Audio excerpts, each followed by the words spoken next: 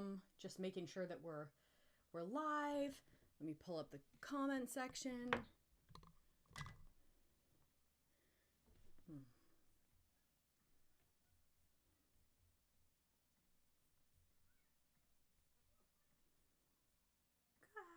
Hold on. Vinny is on his way.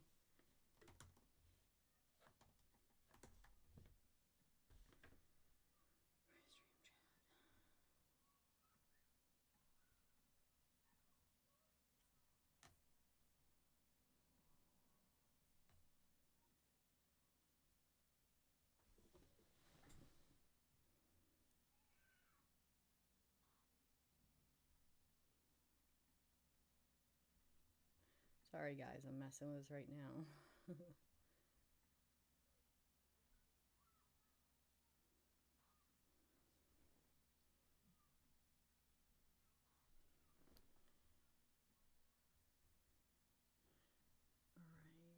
Comments. Let's see. Oh, hey guys, Gabe, I see you're here. You guys, a whole Radiohead stream in the house as soon as Vinny gets over here. I'll be him in the meantime. Ask me anything. You'll be back in exactly 7 minutes. Okay, clock's ticking, Jonathan. What's up, Nick? These Vinny's glasses. I'm surprised he wears these. Okay, these are obviously they're fake. But the babies get them or they end up on the floor. I mean, look at them. He still wears them anyway. BC, you love Radiohead? Oh, well then you're in luck. It's going to be a very nice day for you. Let me get Vinny and let him know that I have started the live.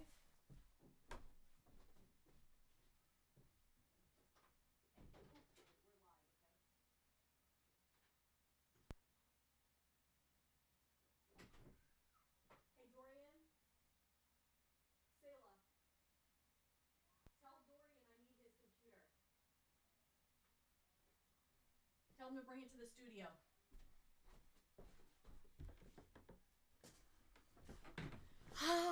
All right. Let's see. What's up, BC? What's up, Geo? Geo, little tiny circle after your name.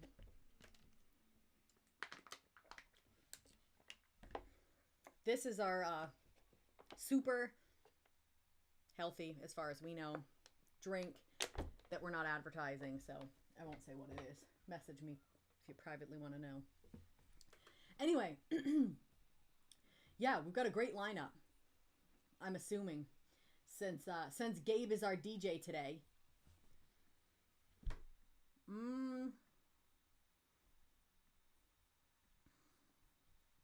Gabe, what time do you have till? Like, what time do you have a certain time that you need to be off at?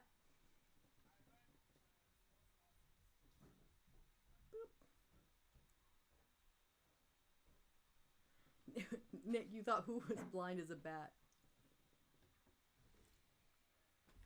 Hi, just open it up and get me all signed in, please.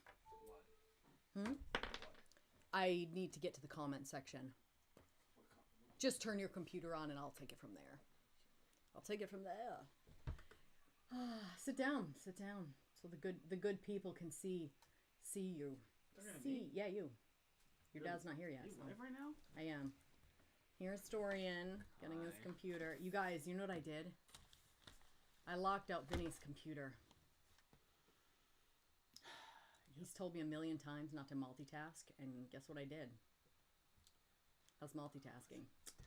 Lock that sucker out. What's happening? I believe it just died. Okay, well there's a cord. There's something in there, but I don't think there's a cord. That's a start. Cord? A base is in there, but I don't think there's a cord in there. Oh, the base is here.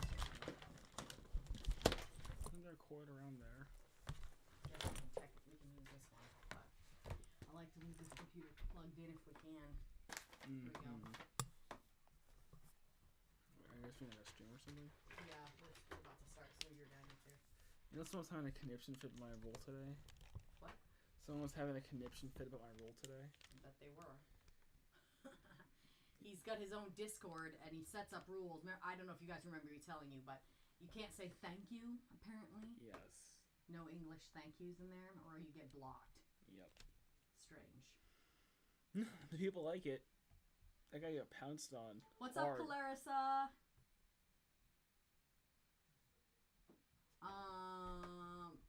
No, we are reacting to a bunch of Radiohead really soon. If you guys have any questions, we can just do an Ask Me Anything till Vinny gets here. Gabe, are you still there? Let me know what the latest is that you have till, like, if you have a certain time that you have to get off at. In the meantime... Yep, I'm here. Okay, Gabe, do you have a certain time you have to stop at? Or are we good? Or I know we're starting a little bit later here, so I want to make sure that we have whatever we need. Like, if you have to be off at a certain time, then I want to make sure that we, like, situate ourselves properly so we can give still really good reviews for each song. So no, Vin got a haircut. And it looks so good, and he did a fade where usually, apparently, he does, like, the Emperor or something like that. I don't know.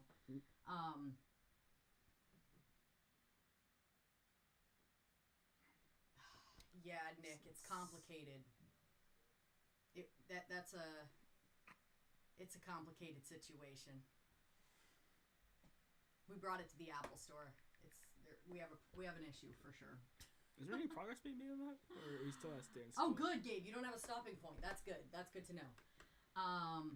Then we can just sit in and sit tight and just enjoy all these songs without a time. As soon as Vinny gets up in here. Oh, the volume is low? Hold on. Let me see if I can adjust that. I may know how. Here's the volume. Is this better? How's that?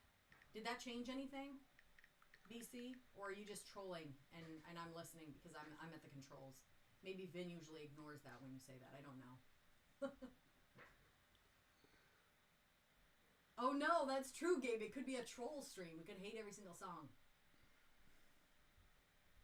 Can you go, there we go. He's there. Yep. See ya. Thank you. See you later. Wait, babe, should I use his computer instead of mine to put the stream on? Nope. Because Okay. that computer's chippy. Oh, okay. Well, I'm glad I did what we need. Yep. There you go. And Is he here? Gabe? Yeah. Yeah, he's there. Gabe in the house. All right, guys. You guys will have to do with little old me. Yeah. Babe, I had a... Oh, there it is. Mic is low. Mic is low. I thought I adjusted it. Well, I adjusted it on that thing over there. Where I usually see you go. But Yeah, that's a pretty...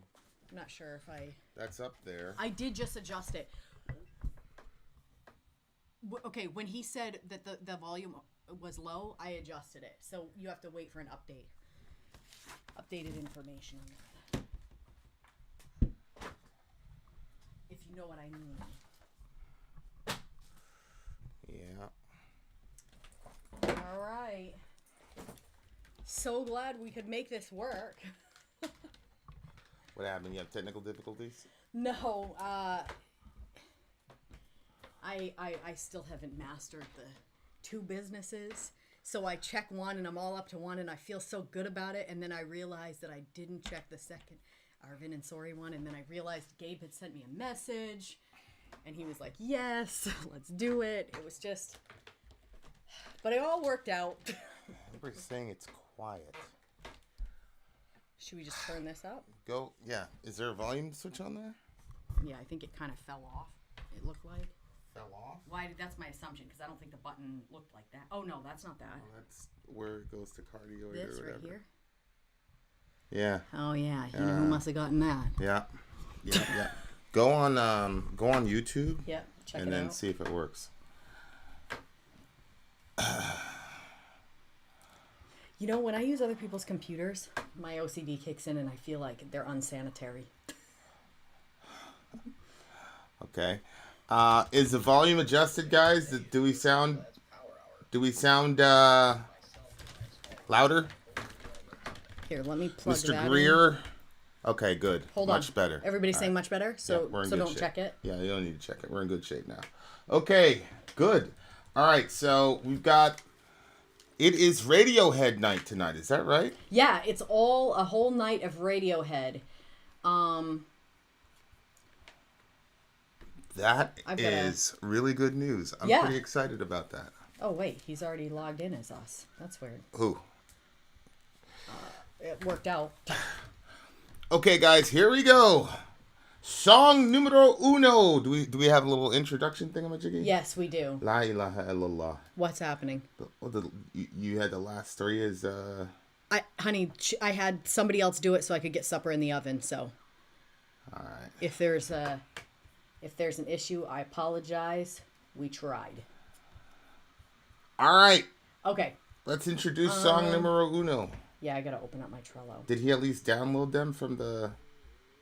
She said that she did. Check your...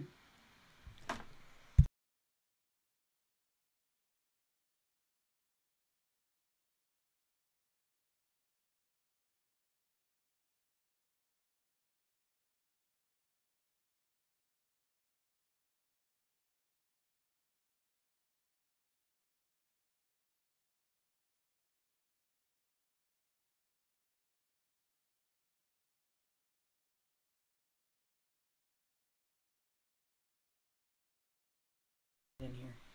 Is it in an email? Yeah, it's in an email. Okay, is that where she got it from? Yes. Okay. All right. Well, I gotta I gotta read the intro. Sorry. It's a little slower because I'm... It's the top one. Oh, good, it is in here. Apologies. Here we go. All right, DJ Gabe is up tonight. He says, I noticed that in all of this time doing reactions, you've only been able to react to 2 Radiohead songs, Paranoid Android and Karma Police. The version of Paranoid Android that you were sent to react to was also some sort of warped, terrible version of the song, which left both of you unable to rate it at the end. Oh no, that's a disaster. Okay. Given Radiohead is one of the most influential bands ever, I thought we would do a full stream of Radiohead to sort of catch you up a bit. This was agonizing to figure out which songs to select given their vast catalog and the number of songs I love. I don't know if you can hear that playing. Can you hear that playing? What playing? Something's exclusively in theaters, rated R. Can you hear that now? Yeah, it's a commercial for the YouTube. Can they hear? For the song I'm downloading because... Are they able to hear that, or can I keep reading the intro? Well, I don't hear anything right now.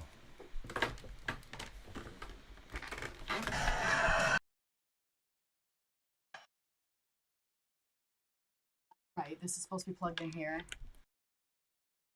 And where's your headphone cord? We don't even have the first song down. You're plugged in. You're not hearing anything?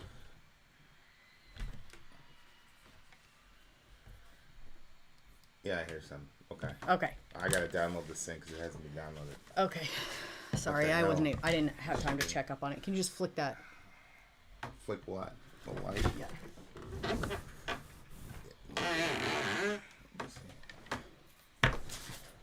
Welcome. All right. Okay, I'll start back over. A message from DJ Gabe. I noticed that in all this time doing reactions, you've only been able to react to 2 Radiohead songs, Paranoid Android and Karma Police. The version of Paranoid Android that you were sent to react to was also some sort of warped and terrible version of the song, which left you both unable to rate it at the end. Given Radiohead is one of the most influential bands ever, I thought I would do a full stream of Radiohead to sort of catch you up a bit. This was agonizing to figure out which songs to select, given their vast catalog and the number of songs I love. I'm sure it will leave some people disappointed I didn't request while requesting others. The last stream I requested, Tenacious D, City Hall, and tried to make it a light evening. This time we're going to be doing depressing music the way only the Brits know how. I also threw that in there so Vin remembers me from when what I requested last. It's been 7 months. I also mostly requested up-tempo songs so as not to bore you, Sori. Request listed below. Okay, you guys, we've got Gabe. There's a bunch of different options of how people get song reactions. One of them is that you jump on Patreon, and you stay on the tier that gets you one song review, and you let it kind of accrue until you get a stream. Usually people wait till they get 4 songs and they do it, but Gabe decided to go big or go home and go till 7. So for 7 months, Gabe has been active on our Patreon, and he is now here with a stream for you and for us. I'm always fascinated with the way people figure out how to do stuff. Yeah, yep. It's like layaway. It's really slick. It's smart. Yeah, yep. It really is. I feel like I wouldn't have the patience to wait the 7 months. I feel like I'd be like, the month's up. Let me just throw one out there. But I agree. I definitely think that this is a cool way to do it. So then we're gonna go back to back on Radiohead, and we'll see what we think about it. It's all Radiohead. I wonder if the Radiohead song that we listened to before, that was like all a warped, crappy version.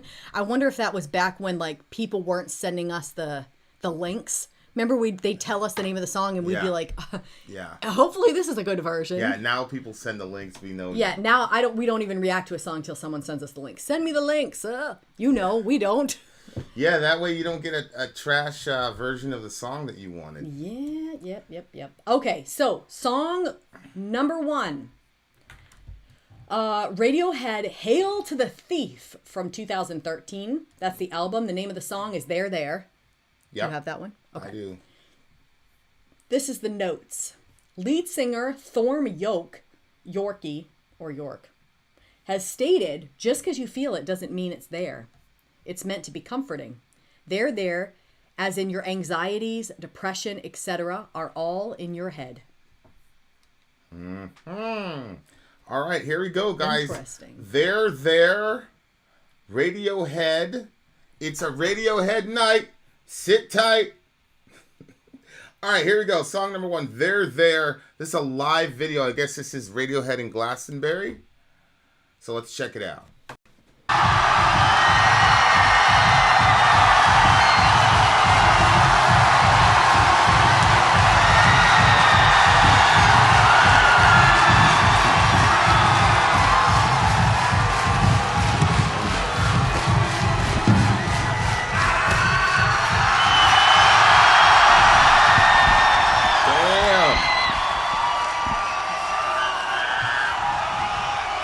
His name is Tom York.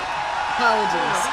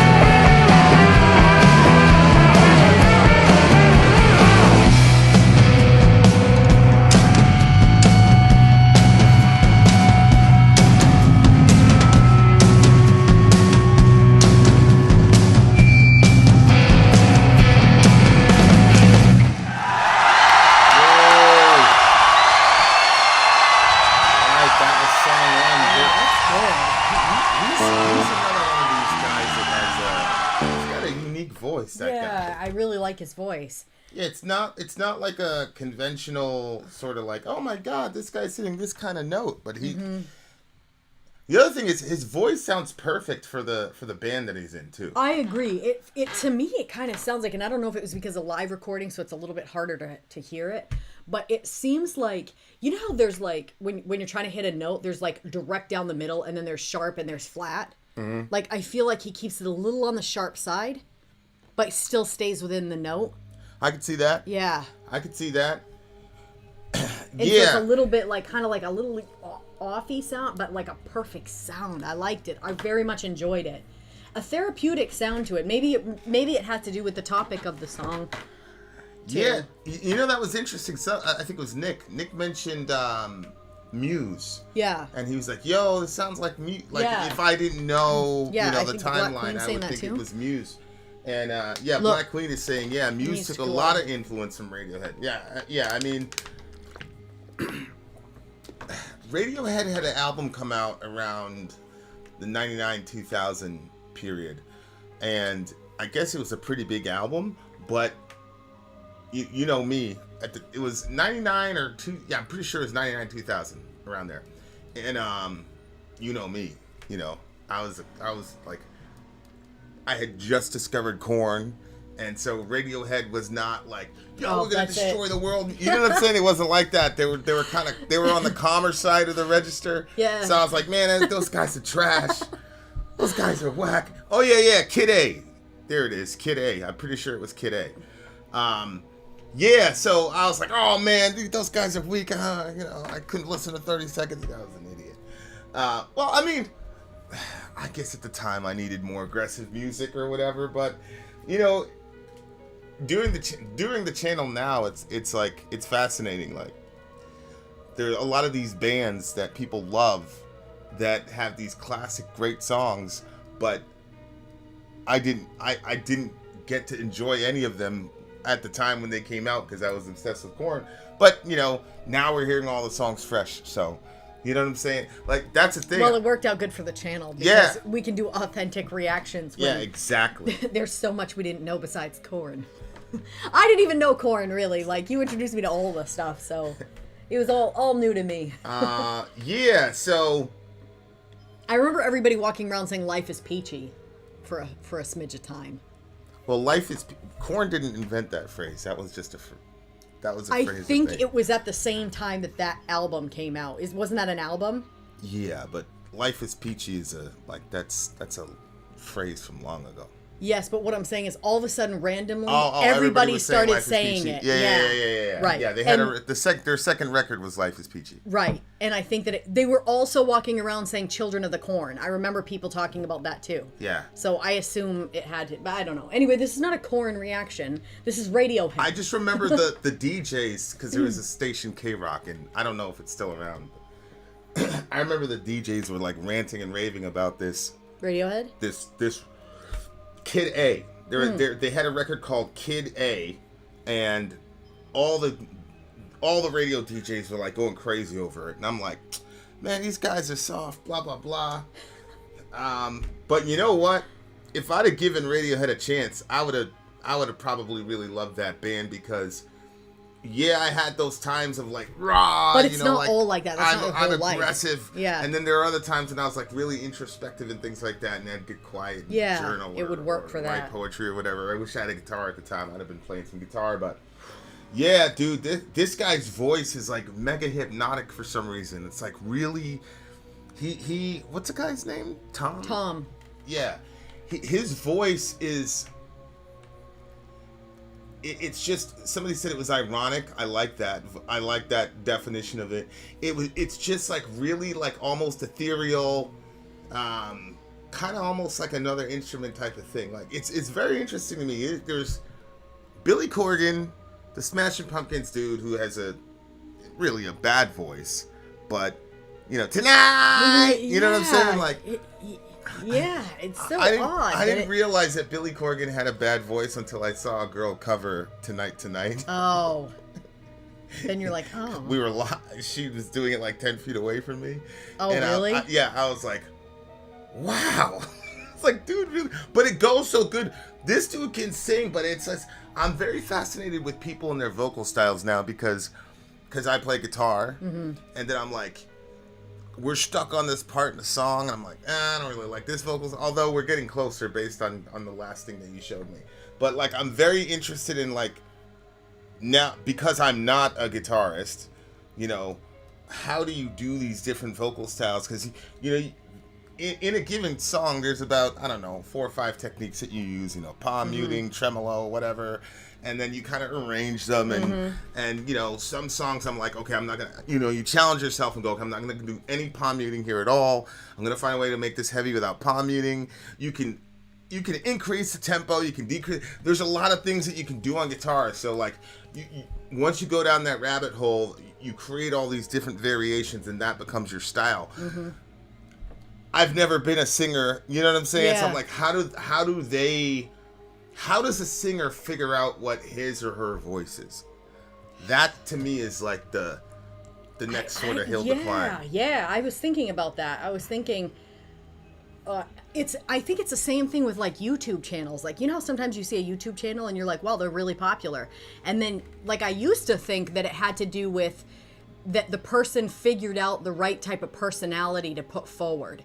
And I think that there are channels where that is true. Yeah. But I do think that there's a lot of channels that just take off just based off the person's natural personality, like they're just putting out what's natural. Like for us, we don't come on here and act. The only thing I would say would be like sometimes if I'm having a really bad day, I'm not going to come in and just be depressing like the entire stream. Like nobody wants that. Like you've got to pick it up. Right. But at the same time, like it's just this is who we are. You know what I mean? Like if you hang out with us for a couple of days, like this is who we are regardless. You know what I'm saying? Yeah. So I wonder if it's the same thing with music. Like I used to think that people put out a certain type of voice, and when I was like a teenager and I started, you know, when I got in my car and I would like drive and just music for hours, I would listen to different types of music and I would change my voice to sound like whoever I was singing with. And now I'm at this place where I'm like, wait, maybe you got to just figure out like yeah, you can try to do different styles, but like what is my natural style? I have no idea, and I don't even know how to figure that out. But it seems like whatever your natural is, it would just kind of work with you. Yeah, that's the thing. Like that, you just, I mean, I think it probably just comes from hundreds and hundreds of hours of doing it over and over again. Because I mean, if you I disagree. I feel like that those girls that you went to school with, they didn't have hundreds and hundreds of hours. They just did it. It was there. Yeah, but they could sing. But I wouldn't say that they had like a unique vocal style. Like if I look at Maynard, he's got a unique one. The dude from Pumpkins, Floor, this guy, definitely this guy. I would probably say Korn, although I don't really, you know, I mean, I grew up on Korn, so I you know, but that's what I mean. Like, there's that, and then like Chino from Deftones also has a very interesting vocal style too. So that's what I mean. It's like it's not just the ability to sing, because yeah, you're right. The girls are just naturally gifted as singers, but it's also like, I know when this person is on. I know when you know, this person's vocal style or whatever. This guy's got one of those styles. It's just brilliant. Yeah. Brilliant. Okay. In pitch dark, I go walking in your landscape. Broken branches trip me as I speak. It's a good line. What did you get from that? Just because you feel it doesn't mean it's there. So they're having a conversation, and I think the landscape he's talking about is the landscape of this person's mind. It's interesting. I thought it was his own mind, and I thought he was having a conversation with himself. Yeah, I mean, he's talking to somebody. He could be, you know, going back and forth with himself, or he could be talking to like one of his friends or whatnot. Yeah. But the landscape, I'm assuming, is a landscape in this person's mind. 100%. And then he says, broken branches trip me as I speak. So that's another one of those things where it's like, if you're dealing with somebody with problems or whatnot, or they're going through something or whatnot, it's very easy to get tripped up in conversations with them, because they're already on edge.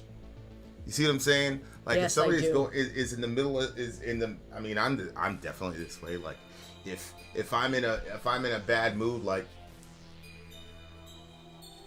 a line or a sentence could be like, could shut down the whole day, depending on like where my head's at. So right there, there's a little bit of frustration, I think, But because Radiohead is not like a rah-rah band, you know, he's not going to express it that way. But just because you feel it... He's saying that the person has broken branches that trip him as he speaks? Right. So he's like trying to work with this person's mind, right? I'm going walking in your landscape in pitch dark, which means I think he's saying, I don't know how to help you.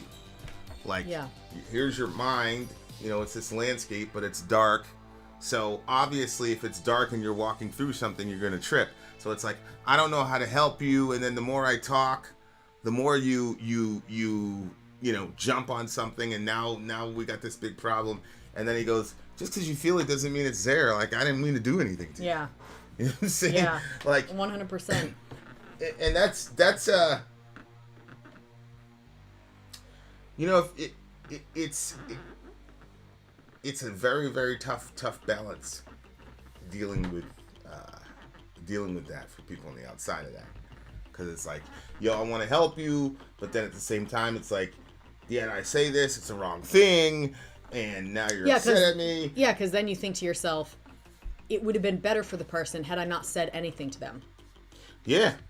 Because they didn't seem happy before I said something, but once I said something, they looked decidedly worse. So then it becomes a sort of game where you're like, should I say this? Should I not say this? Should I, you know, because obviously if you see someone in trouble, you want to help them. But it's definitely challenging. But I think I do like if this is two people talking to each other, again, I thought it was a person having a conversation with themselves, which either way it works. When he says, because you feel it doesn't mean it's there. And then he goes on to say, there's always a siren singing you to shipwreck. Don't reach out. Don't reach out. Steer away from these rocks. We'd be a walking disaster. Don't reach out. Don't reach out. What'd you take from that? Well, I always love the analogies of the siren and the shipwreck, and like the beauty and the lore of that voice, while simultaneously knowing that it's to your demise and your destruction. And I think that some aspects of mental illness and struggle can be that way. Like there's this sort of like, for instance, you'll hear people talk about like that when they get in certain types of mood, they like to think about what if they killed themselves this way, or what if they, and it doesn't necessarily have to be suicidal thoughts. It can just be like, oh, well, what if I get in the car today and I do get killed? You know, what if this? And, you know, like, it's these thoughts of death or destruction of your own self, but it comes in this sort of way that's like soothing, and it has like that alluring of like this beautiful siren singing this sound that you could, knowing that you were coming toward where that is, like knowing that you were coming toward a bad spot, like there are stories where people would put, you know, wax in their ears so then they wouldn't hear the song of the siren. But like, rather than doing that preventative stuff, because I think that, I'm not sure, this is a theory that I have that I'm still kind of working through, but I think that there probably are comorbidities or signs that come with, like, each person is patterned differently. So maybe, like for instance, for me, there are certain things that I realize that when I'm really not doing good, I get irrational on certain things, and they become like a big deal to me, even though they're not a big deal, and that if I'm feeling well, like I don't really even notice them or whatever. But when I'm not doing well, they become such a big deal, like so big that like I could do something irrational to try to remove them from my life, or, you know, these issues that I see or whatever. But I think that, so anyway, so what I'm saying is, like, if you knew that the sirens were at a certain spot, that on your journey there the sirens were going to be, then you could put the wax before you get there. And so I think that there are comorbidities that come with our mental illnesses and our different issues that we all have, that if we learn the patterns of ourselves, we can say, oh, I see that. That means I'm not doing well. I got to take a little extra care, whatever. And the Bible kind of talks about that. It kind of talks about that there are going to be like kind of like darker times, that it tells you, like, what's that verse? It basically, you should like pray up for the seasons that are, what is that verse? For the evil day? Yeah, the evil day. Yeah. Yeah. Stuff like that. So. Yeah, there's always a siren singing you to shipwreck. Again, I think is more subtle frustration with this person. Because anytime you're in a relationship and the term always and never comes up, there's usually some resentment underneath that. So it's like there's always a siren singing the ship. Like you always have a problem. Yeah. Maybe it's a friend. So because he says we'd be a walking disaster. Steer away from these rocks. We'd be a walking disaster. A walking disaster. So it could be a relationship. It could also be them talking to themselves. Yeah, We'd but like, be a walking disaster. If he's got a friend, especially a friend in the band. Yeah. And when you're in a big band, you have access to a lot of women, and that can make your life very complicated. So there's always a siren singing you to shipwreck. Like you're always in some new situation. You're always in some drama. And yeah, I mean, that's one of the things. Like, I think if you're the person with the problems or going through the thing, you just have to understand that, you know, people get exhausted from shit sometimes. You just have to understand that. You know what I'm saying? So I think what you were describing is the destruction or death drive. I get that sometimes. Just, hey, we should drive off the bridge. I don't know why that thought crosses my mind, but it does. And I know it's 100% irrationality. Yeah. Yeah, and I think that sometimes it's like a random thought like, hey, we should... But then I think that there's also times where it's like, well, I'm going to go out driving and I hope that I don't return. That sort of thing. Like, and then the thinking about it, well, what if I drove over here and what if somebody was in this situation, they crossed the line? You know what I mean? Like this sort of overly thinking of the details of something. Why? What good does that bring to mankind? And I think that might be the question. I'm not sure. I don't really, again, this is something that I'm just like exploring where I'm like, is this something here? Like, is this, and again, like sometimes just because like we're in a particular crew of people on this channel, I don't know if everybody experiences that or if it's just something that, you know, where we're all at, that's something that we understand, but it's certainly not healthy, and it's certainly something that we need to be able to be like, okay, when I start thinking like that, is there any other negative effects that it has on me that I can see as signs that, okay, I'm not doing well? Sometimes you get desensitized to the siren and you just go there because fuck it, I don't care about the consequences. Yeah, I mean, especially when someone's going, you know, in a bad situation, like mentally, that's one of the first thing that goes is like you just stop caring about the consequences about shit. Right. So. Yep. But then there's this period where it's like and he doesn't want to be in that situation anymore. So then they change. And, you know, that's where it's a tough balance, man. It's just a very, very tough balance. But the line, like, just because you feel it doesn't mean it's there is a good line. That's a really good line because... Yeah. But it's... You know, it takes a certain kind of maturity to understand what they're saying. Because if you're in the middle of that shit, a lot of times people take that as, oh, you're trivializing the situation, you're trivializing my experience, blah, blah, blah. And it's like, well, no, I'm not trivializing it, but at the same time, it's like, the situation you're in is like a 4, and your reaction's like a 14. And again, that's very hard to quantify because those are kind of subjective things. But they're I do absolutely subjective. And the other thing is like, this is where I think, you know, some psychiatry and psychology is actually a good thing in the sense of, you know, your psychologist or a third party can tell you, like, no, this is more due to your chemical imbalance than your actual life circumstance. Like, the situation really isn't that deep. And you have people, but they're kind of like in the professional class who can tell you that, where you can kind of like go with them. But the people in your personal life, it gets very hard to cut that straight. And I think it's also difficult if you don't have training because it's like, you know, what do for instance, like me, what do I know? What do I know about somebody's mental illness? And obviously, I'm not trying to say anything to anybody to throw them off the edge or to push them off the edge, because sometimes all it takes is like somebody's just looking for that, not that you're responsible, but sometimes I think somebody's looking for that one word so they can go off the handle or they can go do something crazy. Like they're just looking for that one thing. And I don't want to be that. I don't want to be the that one thing.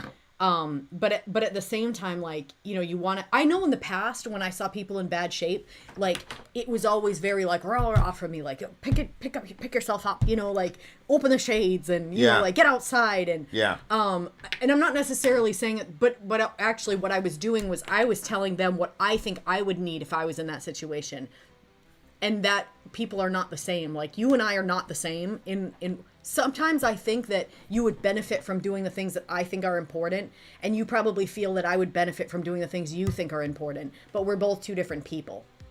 Like, for me, I think if you're feeling bad, you should absolutely get outside. You should be in the sun, you should be underneath the elements, like get outside, get toward nature. But there are some people that friggin' hate the woods, they hate the nature. Like, maybe that wouldn't be good for them. Like, I firmly believe it would be good for them. Go to the beach, go to the ocean, go get your feet in the dirt, like, do something natural. But that's me. That's how I'm going to feel better. Yeah. Yeah. It was just a really good song, man. It's a really good I'm very, very excited. And look at the bridge. I just want to pause for a second on what I'm about to say. It doesn't mean that I want you to do that if you're a DJ. Every DJ is unique. And honestly, every DJ stream is unique, and I love it. But you know, like legendary bands like the Beatles, where we got to listen to like 8 songs in a row. Yeah. Or, you know, or a band like this. This is another like very legendary, influential band. Right. So to be able to do a stream where you have 6, 7, 8, 9 of the same band and they're different records, and you really get a feel of, okay, this is a style, this is what they're about.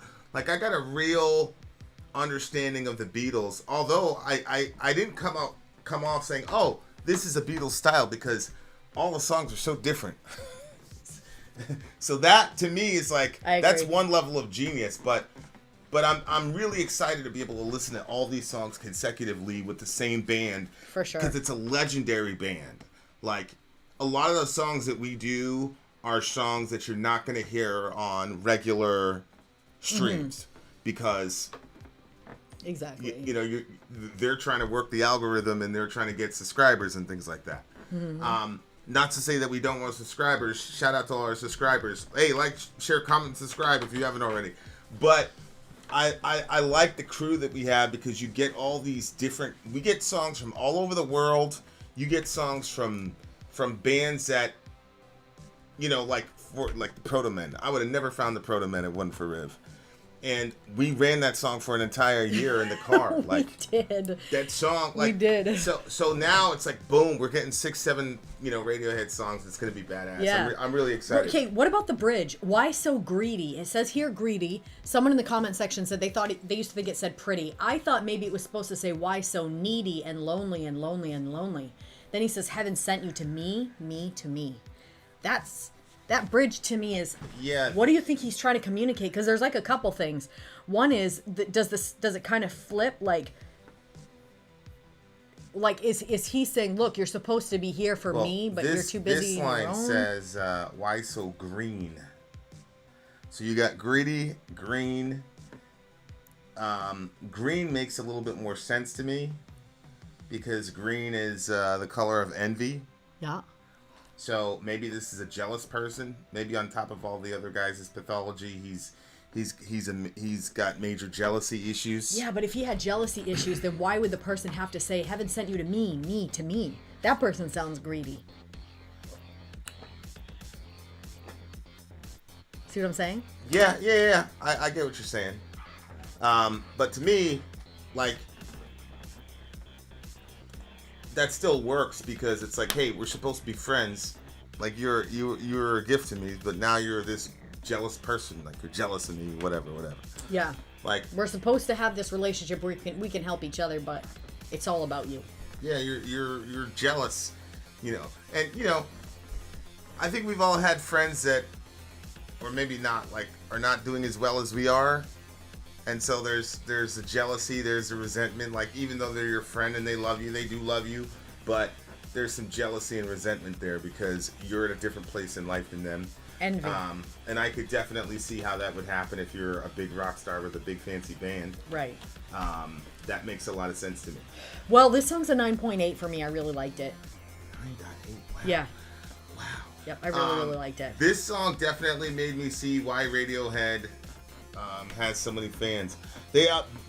And they did very well live as well. They're really good showmen. They're kind of weird. Like, you know, their movements are kind of like erratic. Yeah. Weird is my thing. Yeah, and the other thing is like, they're not like a heavy band, kind of like jumping around doing weird shit. I was like, okay, that's their vibe. Like they got a they got a whole vibe, and their audience understands their vibe. So yeah, I'm feeling it. 9.4 for me. 9.8. 9.4 for me. We have More just to started. come. Shout out to Amy Lee in the house. What's up? Amy Lee in the house. Shout out to DJ Gabe. We shall be right back there. Listener, Vin out. Sori out. Gone.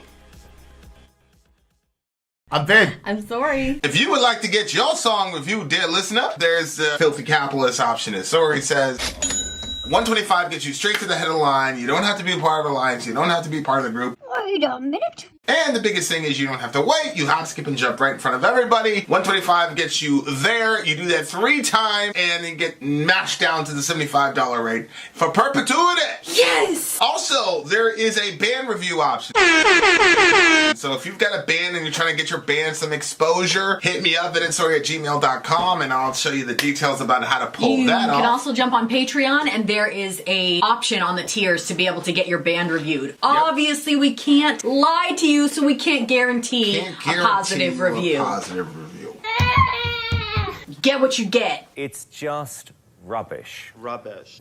That's British for garbage. My favorite is the community option. $1 at the gate gets you in at Patreon. You get to join an alliance. The alliance joins their points together, and that helps determine what songs that we do. The alliances hang out on Discord. Message me on Patreon to get the link. And they do all kinds of other cool things. They do Minecraft, Dungeons and Dragons. Yeah. It's really a community within the community. Anybody can go in the village, facebook.com/Vin and Sori. There's 160,000+ people on the channel. What's cool about the Discord is that it offers a real opportunity for community connection, friendship, that type of thing. And it's on Discord, so if you're not a Facebook person, it's for you. You start off at $1. Right. Plus you get exclusives. Sori and I are working on a song. So the first 15 seconds of that was on Patreon. Also, at $15 tier and above, when we actually debut the video, they're going to be there live with us. There you are, dear listener. Buy our merch. Buy our merch indeed. A child shall lead them. To buy our merch. Yes, All dear right, listener, you yes, guys. dear listener. Yes, dear listener. DJ Gabe in the house. DJ Gabe in the house. Radiohead all night long. No, Dudley, the show has just begun, my brother. Yes. We do commercial breaks between songs for our own editing purposes on this side here. But no, we are here forever. Keep going. Okay, so the next song on our list from DJ Gabe is a Radiohead song, of course. And the song is Where I End and You Begin, The Sky is Falling In.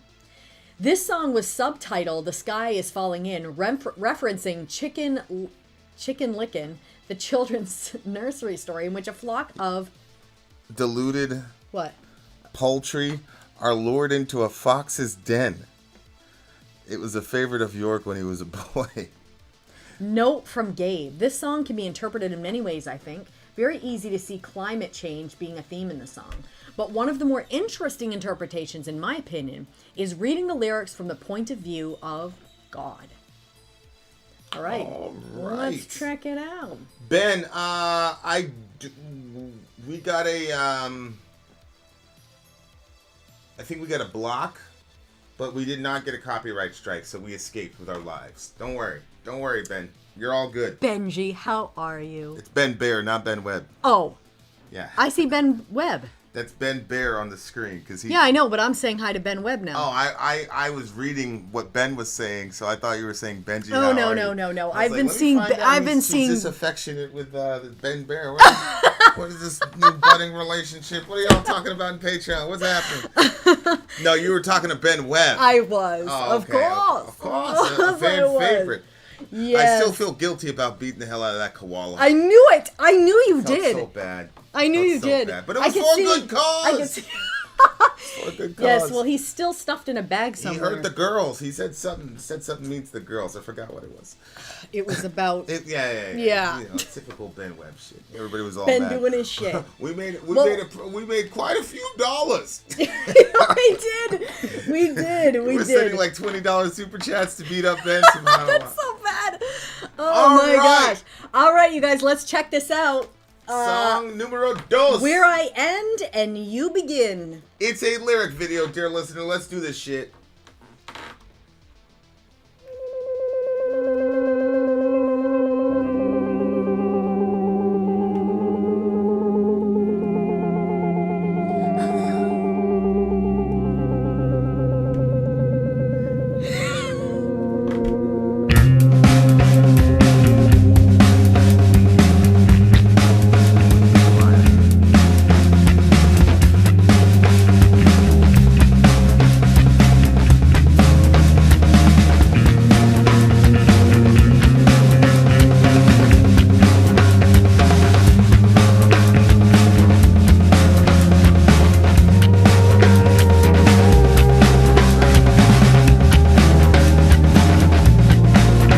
There's a gap in between. There's a gap where we meet. Where I am and you begin. I'm sorry folks. The dinosaurs roam the earth. The sky turns green. Where I am and you begin. I like this. Okay, Dave.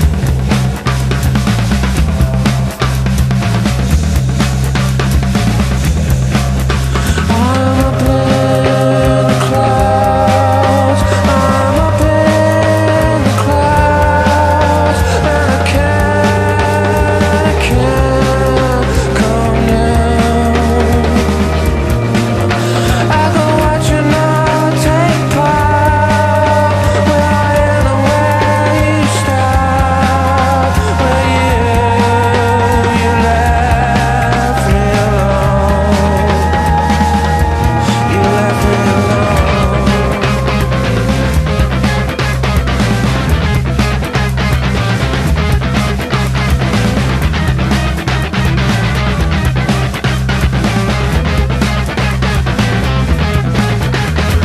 X around the place, like a planet on the waves, like a heart's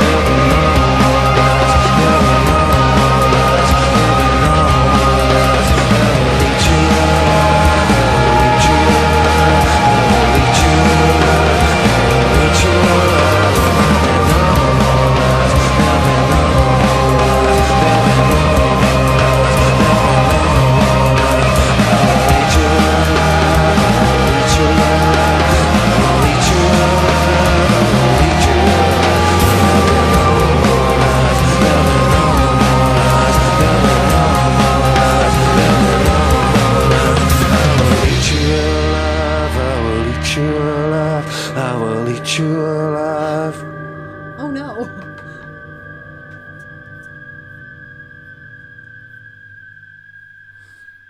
I definitely see how that could be talking about God. Okay. I also definitely see how it could be about Relationship. climate change. Oh. And yeah. I Yep. also see how you could think it's about a relationship. Yep.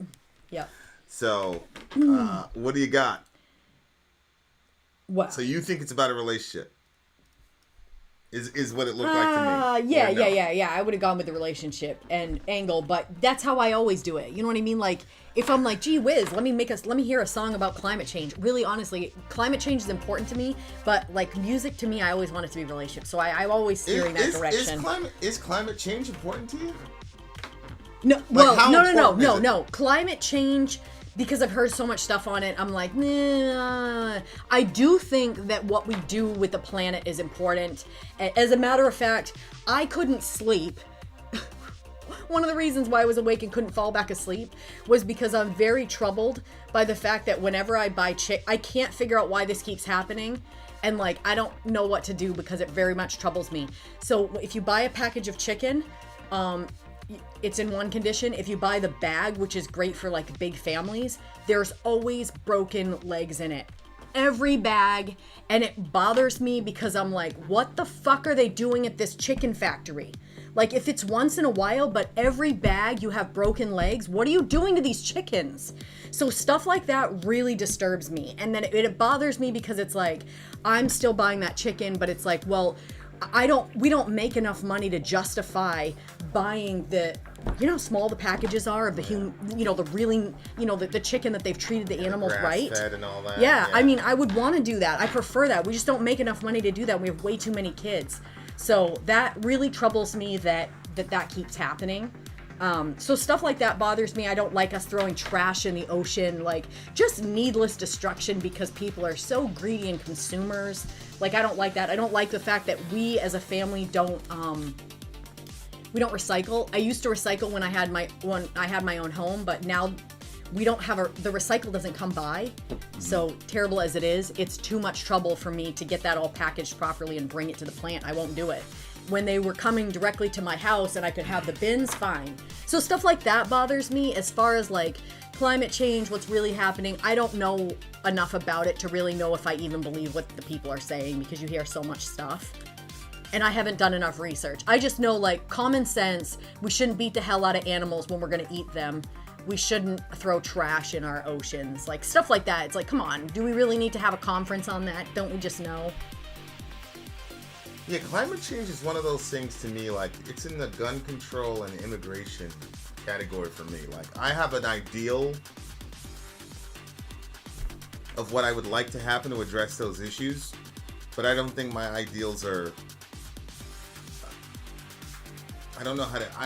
I don't know the solution to execute it. Like, for example, gun control. It's like, oh, yeah, guns are the problem, Jenk says. Okay, so let's ban guns.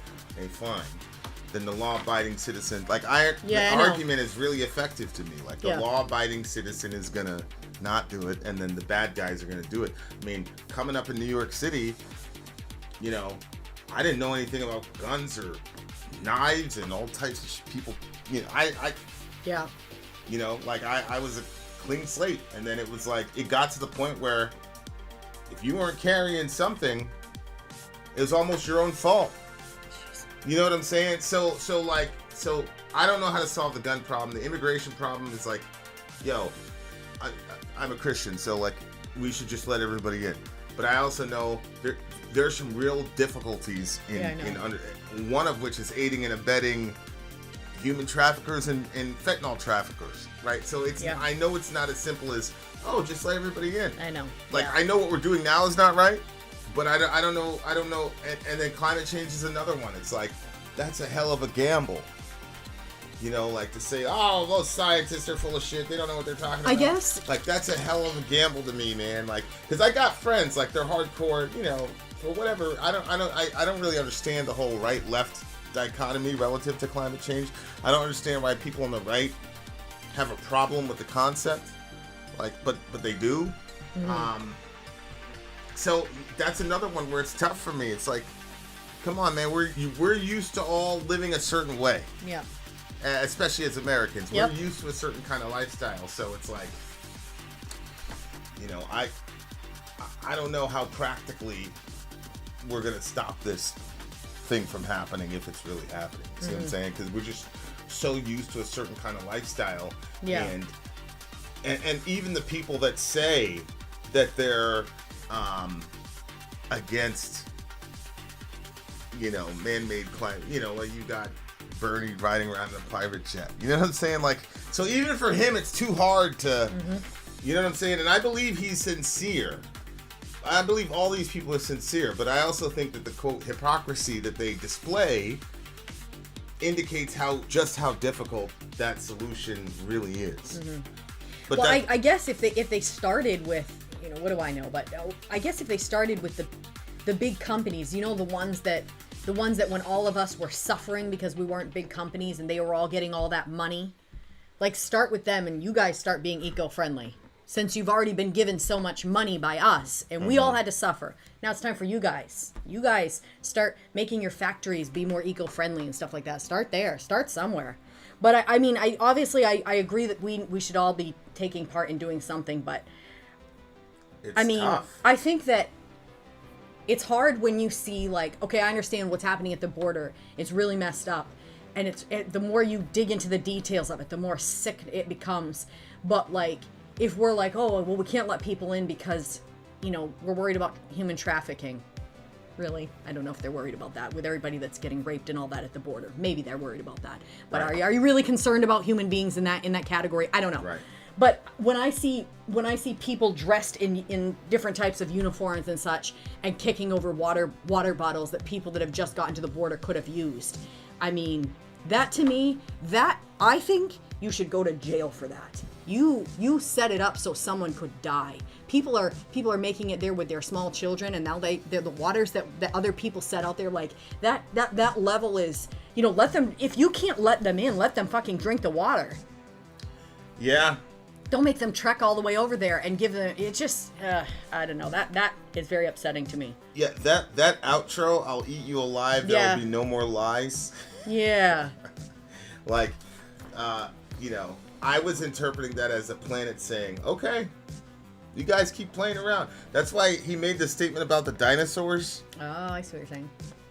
You see that line? Where's that line It's about up the at the top. dinosaurs? Yeah, right Yeah. there. I'm sorry for us. The dinosaurs roam the earth.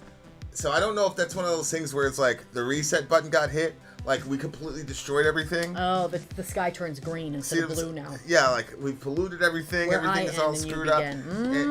and it's like where I end. So the I would be humanity, I think, and then the you begin would be the world basically hitting the reset button. Yep. So that's why you have dinosaurs roaming the earth, is because everything got reset because we essentially killed ourselves, you know, via all the pollution. Somebody told me one time, they're like, listen, man, the earth is stronger than us. So like we're going to be the first ones to bear the brunt of our bullshit relative to how we're treating the planet. And the planet's still going to be here. It'll cleanse itself of you. I mean, I don't believe this is going to happen, but like that was his mentality. Like the earth is going to cleanse itself. Yeah, but if you didn't have your theology, would you look at that and say 100%. that's a very real possibility? 100%. Right, okay. When you consider pollution and war and all the rest of it. I mean, although if the earth just took Americans out, then there'd be a lot less war. I'm not saying there wouldn't be any war, but there would be a lot less war if the earth just decided to discriminate against North America. Yikes. But like, the line is crazy to me, like, because it's like, usually it's like Mother Earth, what are we doing to the earth? Yeah. You know, but this was like a really aggressive, like, yo, I'm going to eat you alive. There'll be no more lies. Like, it's over. You guys are gone and the dinosaurs are roaming the earth and we'll try it again. And like, it's funny because Joe Rogan is like really digging into this idea of previous tech. Like, I was watching them speculate about like they're using anti-gravity to move the stones of the pyramid and all that. And there's a debate about like, yo, are the pyramids too technologically advanced for the time period that we think that they were? Like that's a big question. Like, Yeah. because these massive megalithic stones that are being used to create the pyramids and all that, and the exact specifications that like to this day we're having a hard time. So now there's like speculation like, maybe these guys had access to technology that we didn't have because you know, this pyramid is like 5,000 years older than we thought it was going to be. Yeah, I heard something about maybe sound made it. Yeah, so yeah. So I'm like, yo, that would be a crazy thought to think that we had people with crazy technology, you know, I don't know, 2 million years ago, and then for whatever reason, giant cataclysm happened and they were gone. You know what I'm saying?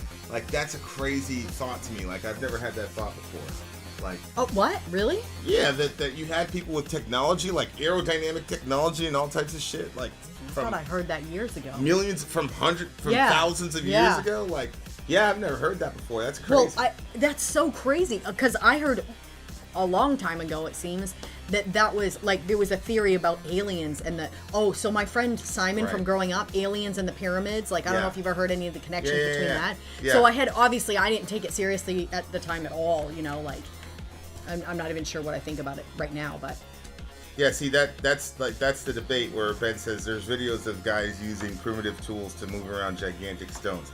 Yeah, but not these stones. We were talking about like 100-ton stones. yeah, Like, but then I think to they didn't myself, use primitive tools for those. how big were the men of renown? Like, how big were they? Were they just like, you know, Yeah. 9 feet tall, or were they friggin' like giants? Yeah. That yeah. it would be like.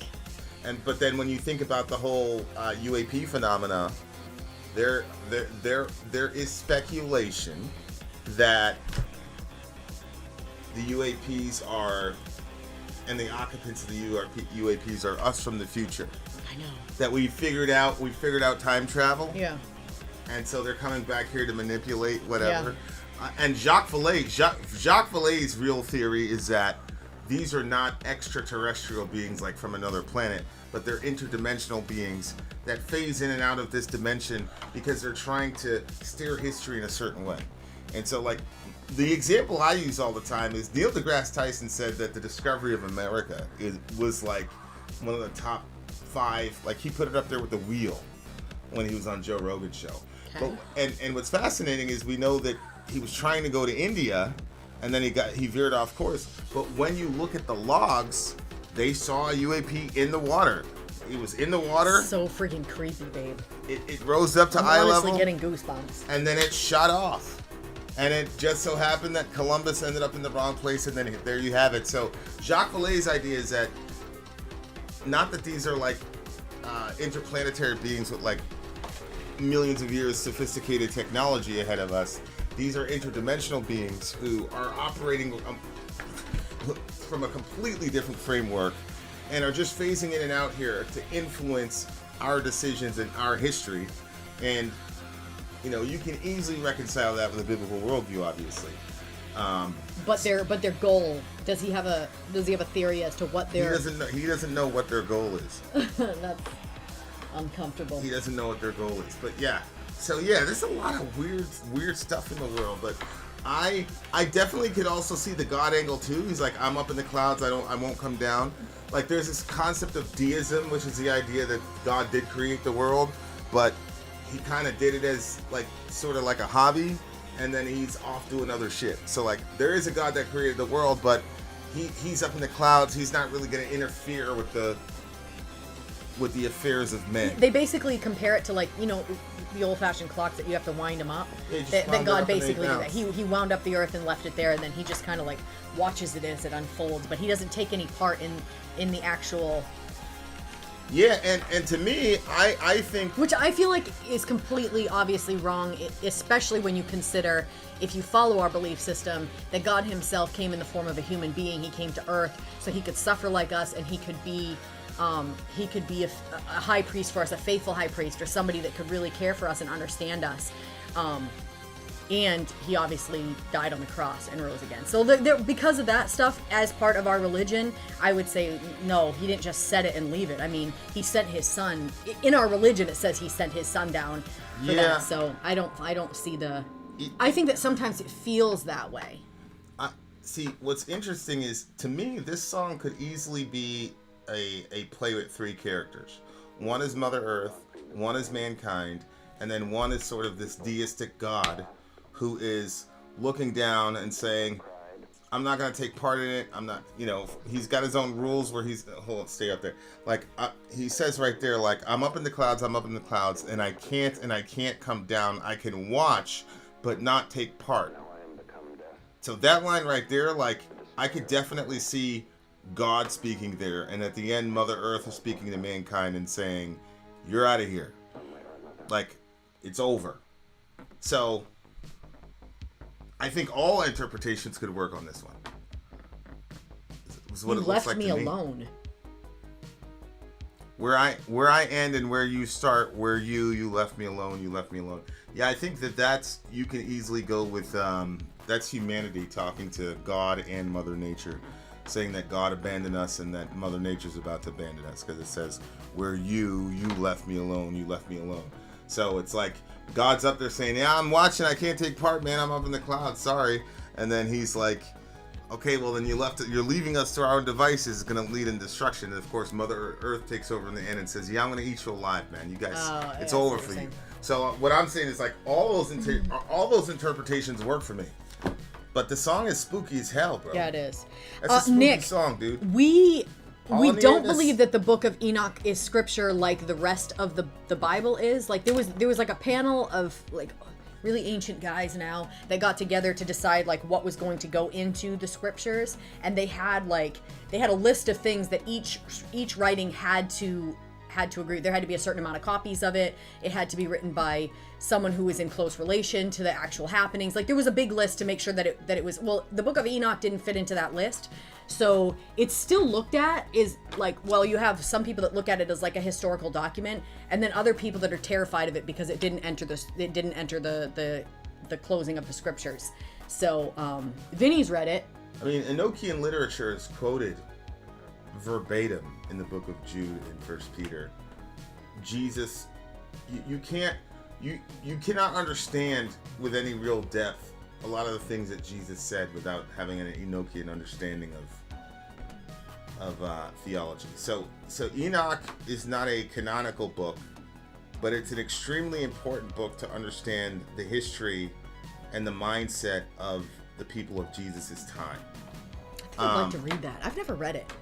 Yeah, it's once you read it, you'd be like, oh, that's what they were talking about. That's what they were talking about. That's easy. You can just get it. Like, can I just Google Book of Enoch and start reading it right now? Yeah, if I wanted you to? could. What do you give the Good to song? know. 9. This song's a solid 9.2 for me. All right, really, really guys. good stuff. We'll be right back. We are coming back on the other side of the break. DJ, hold on, we don't have a banner on this. I gotta get a banner up here.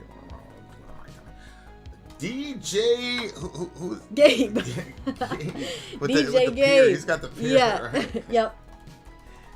Radiohead. Okay, ready? You can start the commercial. Wait, let's F go. Was that like fucking go? Yeah, but Or was it a typo? I'll take it out. I'll take it out since you want to squash people's dreams. Oh boy. All right. We'll be right back at the end of this commercial. Yeah, we will be. I haven't ran the commercial yet, so there's that. All right, guys, commercial break. We'll be right back.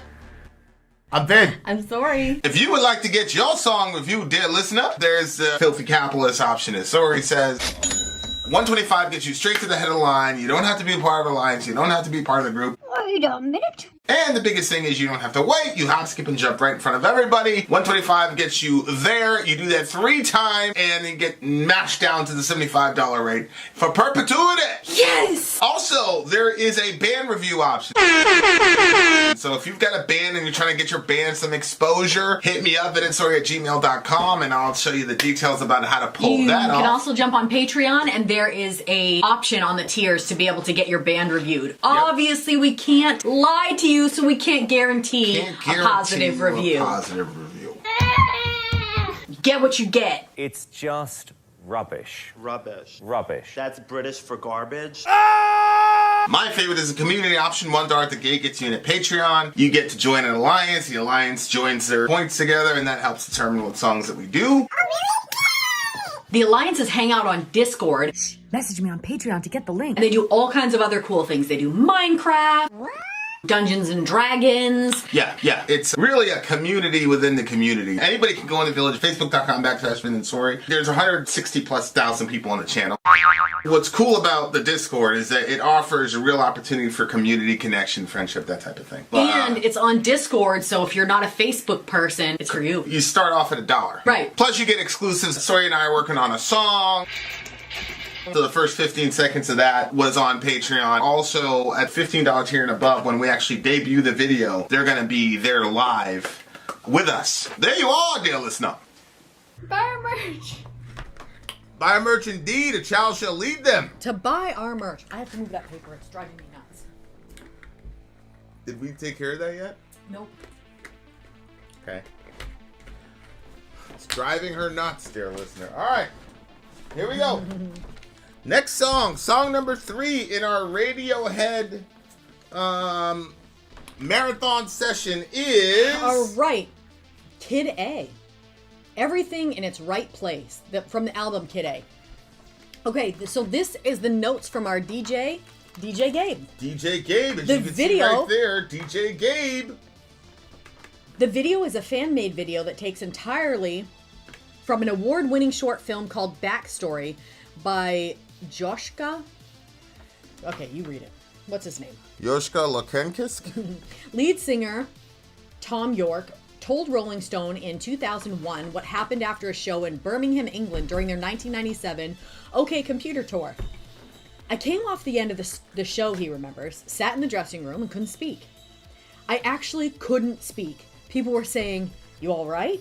I knew people were speaking to me, but I couldn't hear them, and I couldn't talk. I just so had enough. I was bored with saying I'd had enough. I was beyond that.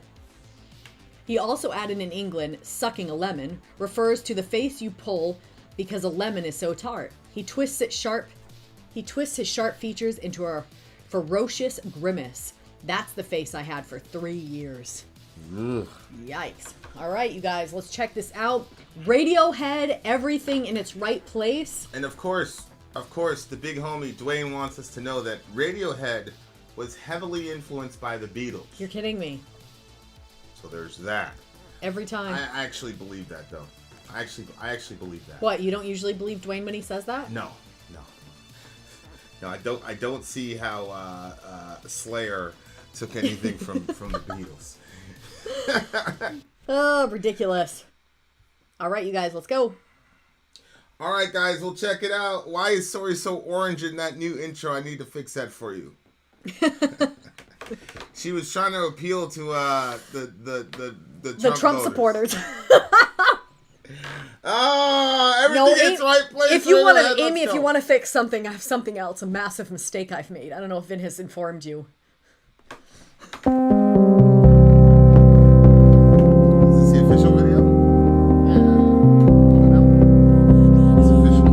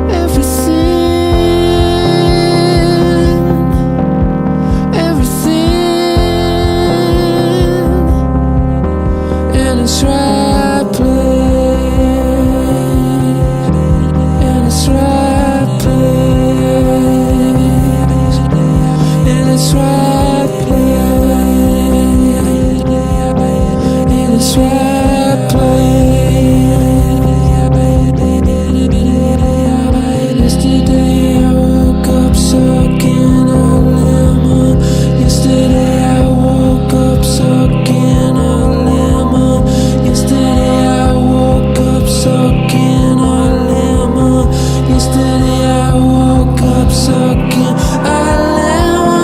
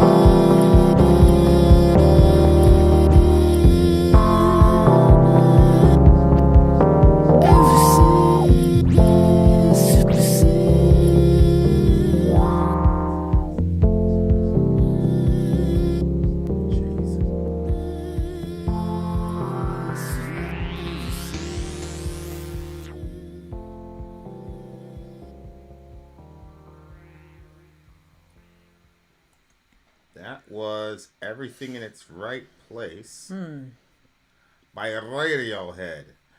Okay, so read Gabe's intro again. The video is a fan-made video that takes entirely from an award-winning short film called Backstory. Lead singer Tom York told Rolling Stone in 2001 about what happened after a show in Birmingham, England during their 1997 OK Computer Tour. I came off the end of the show, he remembers, sat in the dressing room and couldn't speak. I actually couldn't speak. People were saying, "Are you all right?" I knew people were speaking to me, but I couldn't hear them and I couldn't talk. I just so had enough. And I was bored with saying I'd had enough. I was beyond that. He also added, in England, sucking a lemon refers to the face you pull because a lemon is so tart. He twists his sharp features into a ferocious grimace. This is the face I had for 3 years. What do you think he meant when he said he'd had enough? I mean, he talked before, like the other song about like the mental illness stuff and whatever. Like maybe it was the dealing with his own internal dialogue, dealing with the crowds, dealing with the way that the like how people when they put you up on a pedestal, how they try to consume you, like being constantly consumed by people, like just having enough, like and the idea of like sucking the life out of someone, and then when they're too tired to stand anymore, looking at them and saying, "Are you all right?" What do you mean, am I all right? Like, you know. So that was what kind of that made me think of. Yeah, I remember. That's the thing. The other thing is a lot of these guys are introverts. A lot of artists are introverted. And that's the reason they're such good artists. Mm-hmm. Is because you need a lot of time by yourself to develop your art, whether it's writing, singing, playing guitar, whatever. Yeah. You need a lot of time by yourself because it takes a lot of concentration. And so introverts are naturally more disposed to mastering an instrument or mastering, something because they have a lot of free time because they orient their lives in such a way as to do that. But then what ends up happening is all the shit you were practicing for, you became successful. Mm-hmm. The problem is that people are not going to be like, "Oh, he developed this in a cave as an introvert." Like, sorry, you're a rock star now. You got a crazy album out there. The record label is telling you need to tour, get your music out there. Especially nowadays, I mean, these guys aren't making any money unless they do a tour, because you're just not making any money for the record label anymore. That really sucks. That's just how it goes. Like, so I could definitely see like that absolute like shell shock of going from being an introverted guy who hangs out with his friends who seem to be kind of like low effort in the sense of like when I saw them live and the way they were, it's like it seemed like they were all pretty easy to get along with. So you go from playing guitar in your room to hanging out with your fellow introverted friends who get you, and then you guys maybe you play a local show, there's 50 people and there's 5 bands, and people say, "Oh, I like what you did," and they move on. Mm-hmm. But now, like, you're this giant rock star, thousands of people clamoring to see you, grabbing you, all types of shit. It's very hard, man. It's very, very difficult. Fame is also something Tom said he wanted before he had it, thinking it would fill a void in him, but found it did the opposite. Yeah, that's where I was going. Because he says everything is in its right place. So it's like, you go your whole life being like, "Yo, if I had this, this, and this, then I would be happy." So everything is in its right place. That's the irony of the song. It's like, yo, everything's exactly how he wanted it to be. It's exactly how it's supposed to happen. You wanted to be famous. You wanted to be rich. But he's still unhappy. And like, it's like, I'm sure he feels it's better than working in an office. Mm-hmm. But I think, though, that the idea that the grass is always greener on the other side is a phrase for a reason. Yeah. So you might think, "Oh, I'm sure he prefers that over an office." But there are probably days where he's like, "That friggin' office worker, nobody's clamoring at them all the time. They work and they go home. That's it. They work and they go home." So there's You know, the guy that's in the Fair point. office, he's like, man, I would love to be a rock star. That would be so cool. All my dreams come true. This guy's saying, look, it's all in the right place and there's still a problem. Yeah. Although I still don't think he would trade it for working in an office. Every day? No, I don't think so either. I don't Some think days? I don't think he would. Some days maybe he thinks that would be preferable. We had this conversation though about a dude in a church that we knew. And there was a guy who was charismatic, popular, whatever. Ah, fuck, it was me. It doesn't make sense if I'm talking in code. Because now I'm going to start going into this person's deep emotions. And it's like, well, how do you know so much about him? Okay, go ahead, babe. But, I mean, Lay it on yeah, us. like, you're, I was popular in the group. And people looked to me for guidance or whatever, and this dude just couldn't take it, man. Like, dude, he just made him more and more and more and more of a bitter person. Yeah. So, as he was being jealous of all of my fame and success, I was getting calls at 3 o'clock in the morning, all types of shit. You'd be on for multiple hours. And I had a full-time job, you know what I'm saying? And a family. Yeah, and so, like, you know, the constant, like, people clamoring for your attention, the constant people, like, grabbing you. Like, people would literally grab me and say, hey, Vin, blah, blah. I know. Like, oh, my gosh. you almost become, like, public property at that point when you're famous. Like, people don't understand that. And I mean, like, people, some people have seen you, like, day in, day out for weeks and weeks and weeks. Like, you can tell, like, on his face that there's some days where he's friggin' having a hard time. It didn't matter. Like, literally, he'd walk into the building and like, people would... That to me was odd that people felt that comfortable to, like... Because I always saw you as, like, a kind of, like, don't touch him type of person. Yeah, I'm a don't touch me type of person. Like, but I'm a... It was always, ooh, weird. Yeah, I'm extremely introverted. Give that man some so space. overstimulated, it was horrible. Like, people were just, like, hanging off me and shit. I tried to run interference for you and for some of it, too. This dude was like, oh, like, he was... He was seeing all these people clamoring. And the thing is, like, Vinny is the type of person, especially, like, you guys experience him through the channel, but if you experience him in real life, like, he gives you this feeling that if you're a female, like, you're safe. He's not trying to objectify you. He's not trying to get anything from you. Like, he's there, and but it's an experience that's so foreign to a lot of us women that when you get in that situation, you almost, like, clamor to it because it's like, I've been waiting for this my whole life. You know, like a friendship that you can have where the person is not trying to take anything from you. Like, they're just trying to have a friendship or whatever. And so but this other guy was in a situation where he would make you feel uncomfortable. He would show up before everybody else so then he could get alone with the girls. Like, he did these things that made us feel uncomfortable. And so, obviously, the more uncomfortable that guy made us feel, the more everybody migrated toward Vinny, which increased the amount of people that... But then that one guy was always like... To him, it was like, I'm available and nobody's coming over to talk to me. Why is everybody clamoring on him? Well...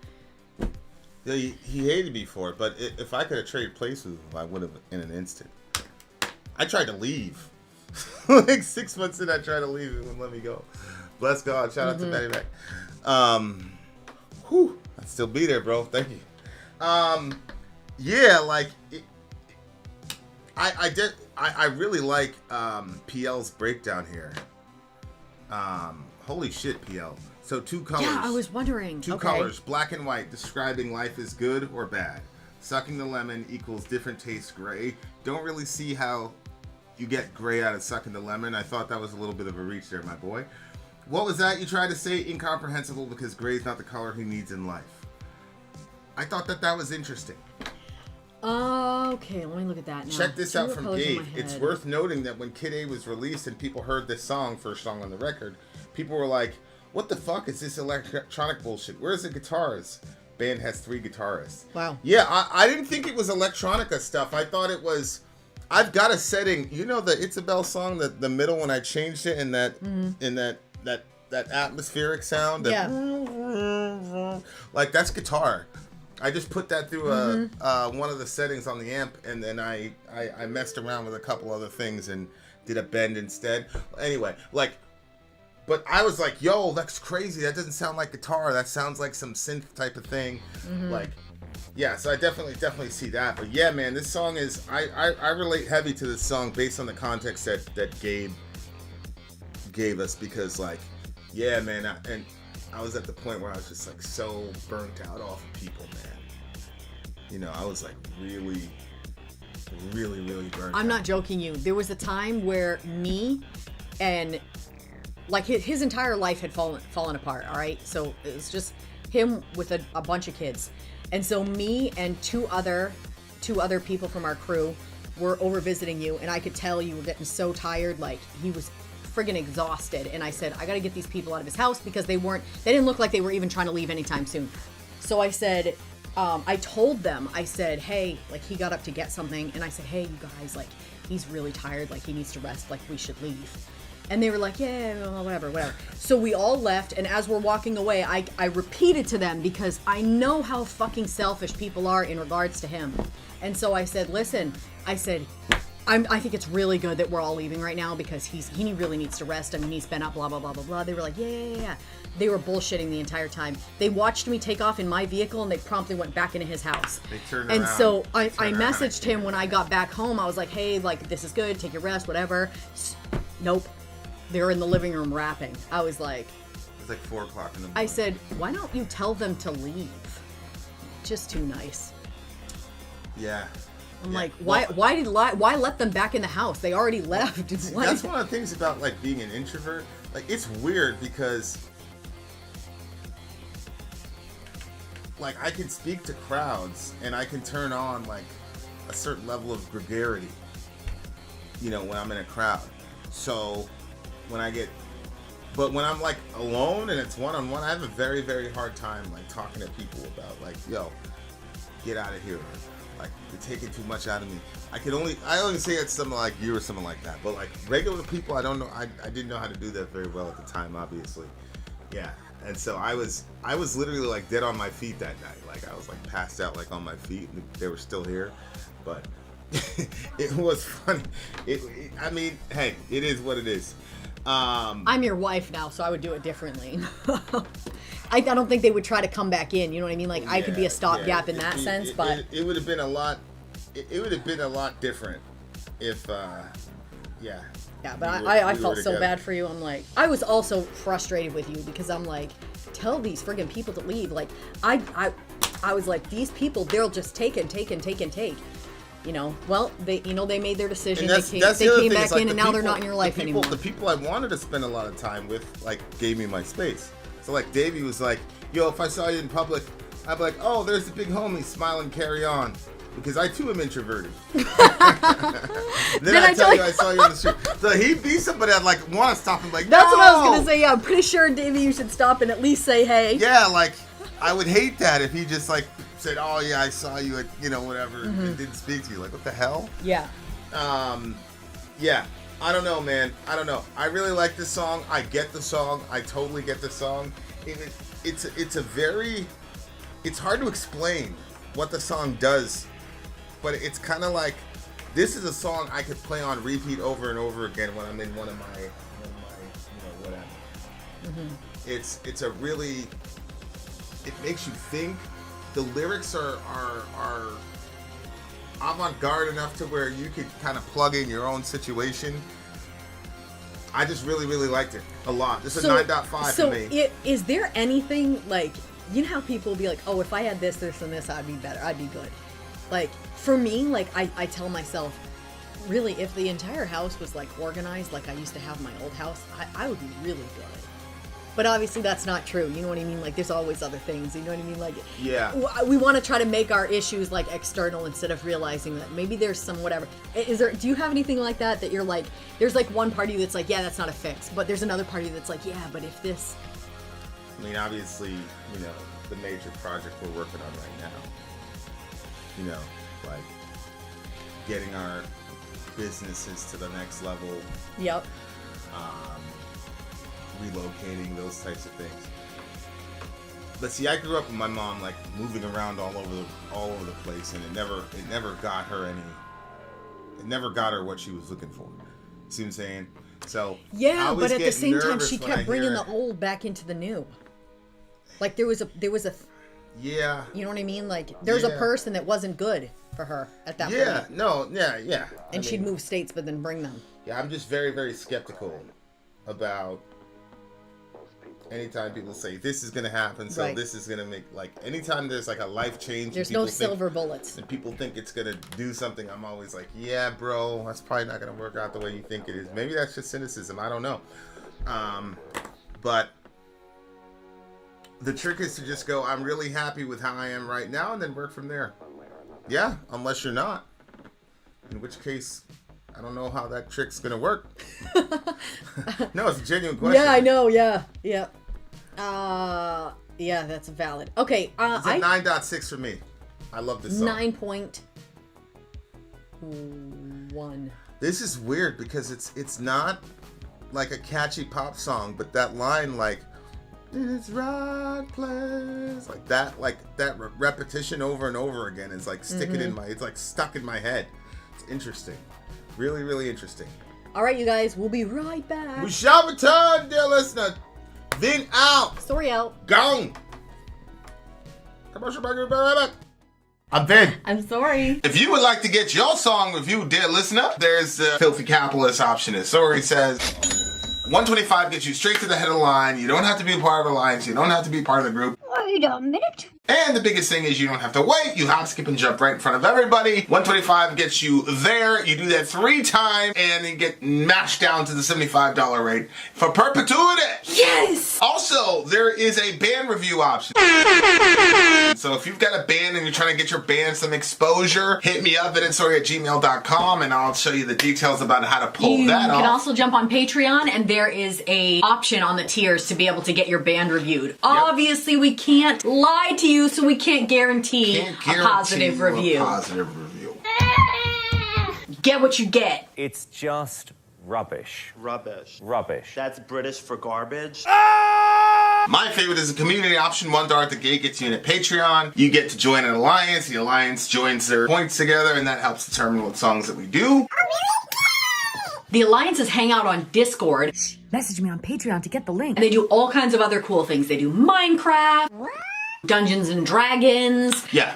It's really a community within the community. Anybody can go in the village, facebook.com/Vin and Sori. There's 160,000+ people on the channel. What's cool about the Discord is that it offers a real opportunity for community connection, friendship, that type of thing. And it's on Discord, so if you're not a Facebook person, it's for you. You start off at $1. Right. Plus you get exclusives. Sori and I are working on a song. So the first 15 seconds of that was on Patreon. Also, at $15 tier and above, when we actually debut the video, they're going to be there live with us. There you are, dear listener. Buy our merch. Buy our merch indeed, a child shall lead them. Buy our merch. All right, you guys, DJ Gabe in the house with a DJ Gabe full in the house, as night you can of see. Radiohead. The next song is called Optimistic. Why are you laughing? Because I don't think that you're an optimist, and it was just a funny title to Oh. me. Because you just said, like, you'll say you're a realist and stuff. Yeah. Like, No, yeah, I agree. I think I used to be an optimist. I definitely used to be an optimist. Now I'm not sure what I am. Uh-huh. Okay. All right. I'm not even sure, like, if I was around an optimistic person now, how I would feel about that. Because I remember how people used to feel around me because I was so optimistic. It really grated on them. You could tell. It Yeah, upset them? you could tell that they wanted you to be as miserable about life in the world as they were. And yeah, it would get on people's nerves. And sometimes they would come right out and say, like, why are you so friggin' positive about everything, blah, blah, blah. And then I'd always be like, oh, it's because I'm a Christian. Because I thought you always had to have a good attitude, otherwise you're misrepresenting your religion. So even if I was in a bad mood, I never shared that. What am I going to share that with my coworker? No. So,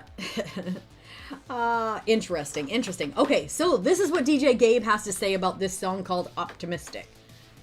During live performances, Tom York has sung this version of the chorus.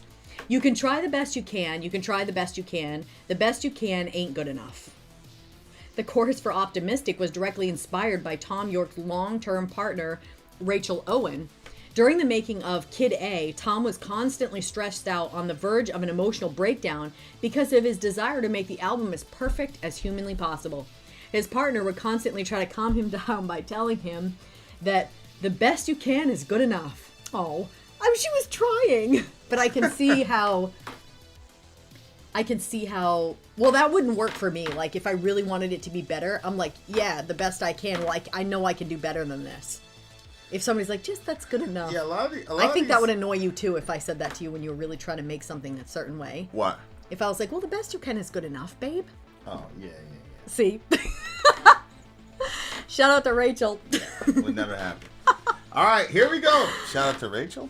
Yeah, Rachel Owen's the one that would say that to him. Oh, okay. She was trying to help him. Trying to help him. There's some people can't be helped. Or maybe she was sick of his belly aching about it. She wanted him to stop. I don't know. All right, here we go. Who knows?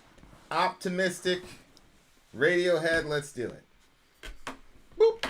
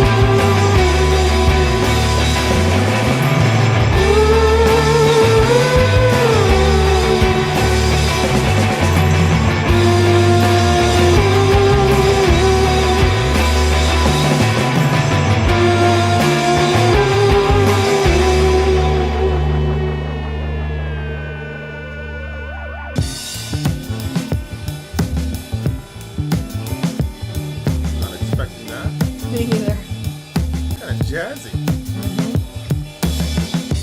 Kind of jazzy.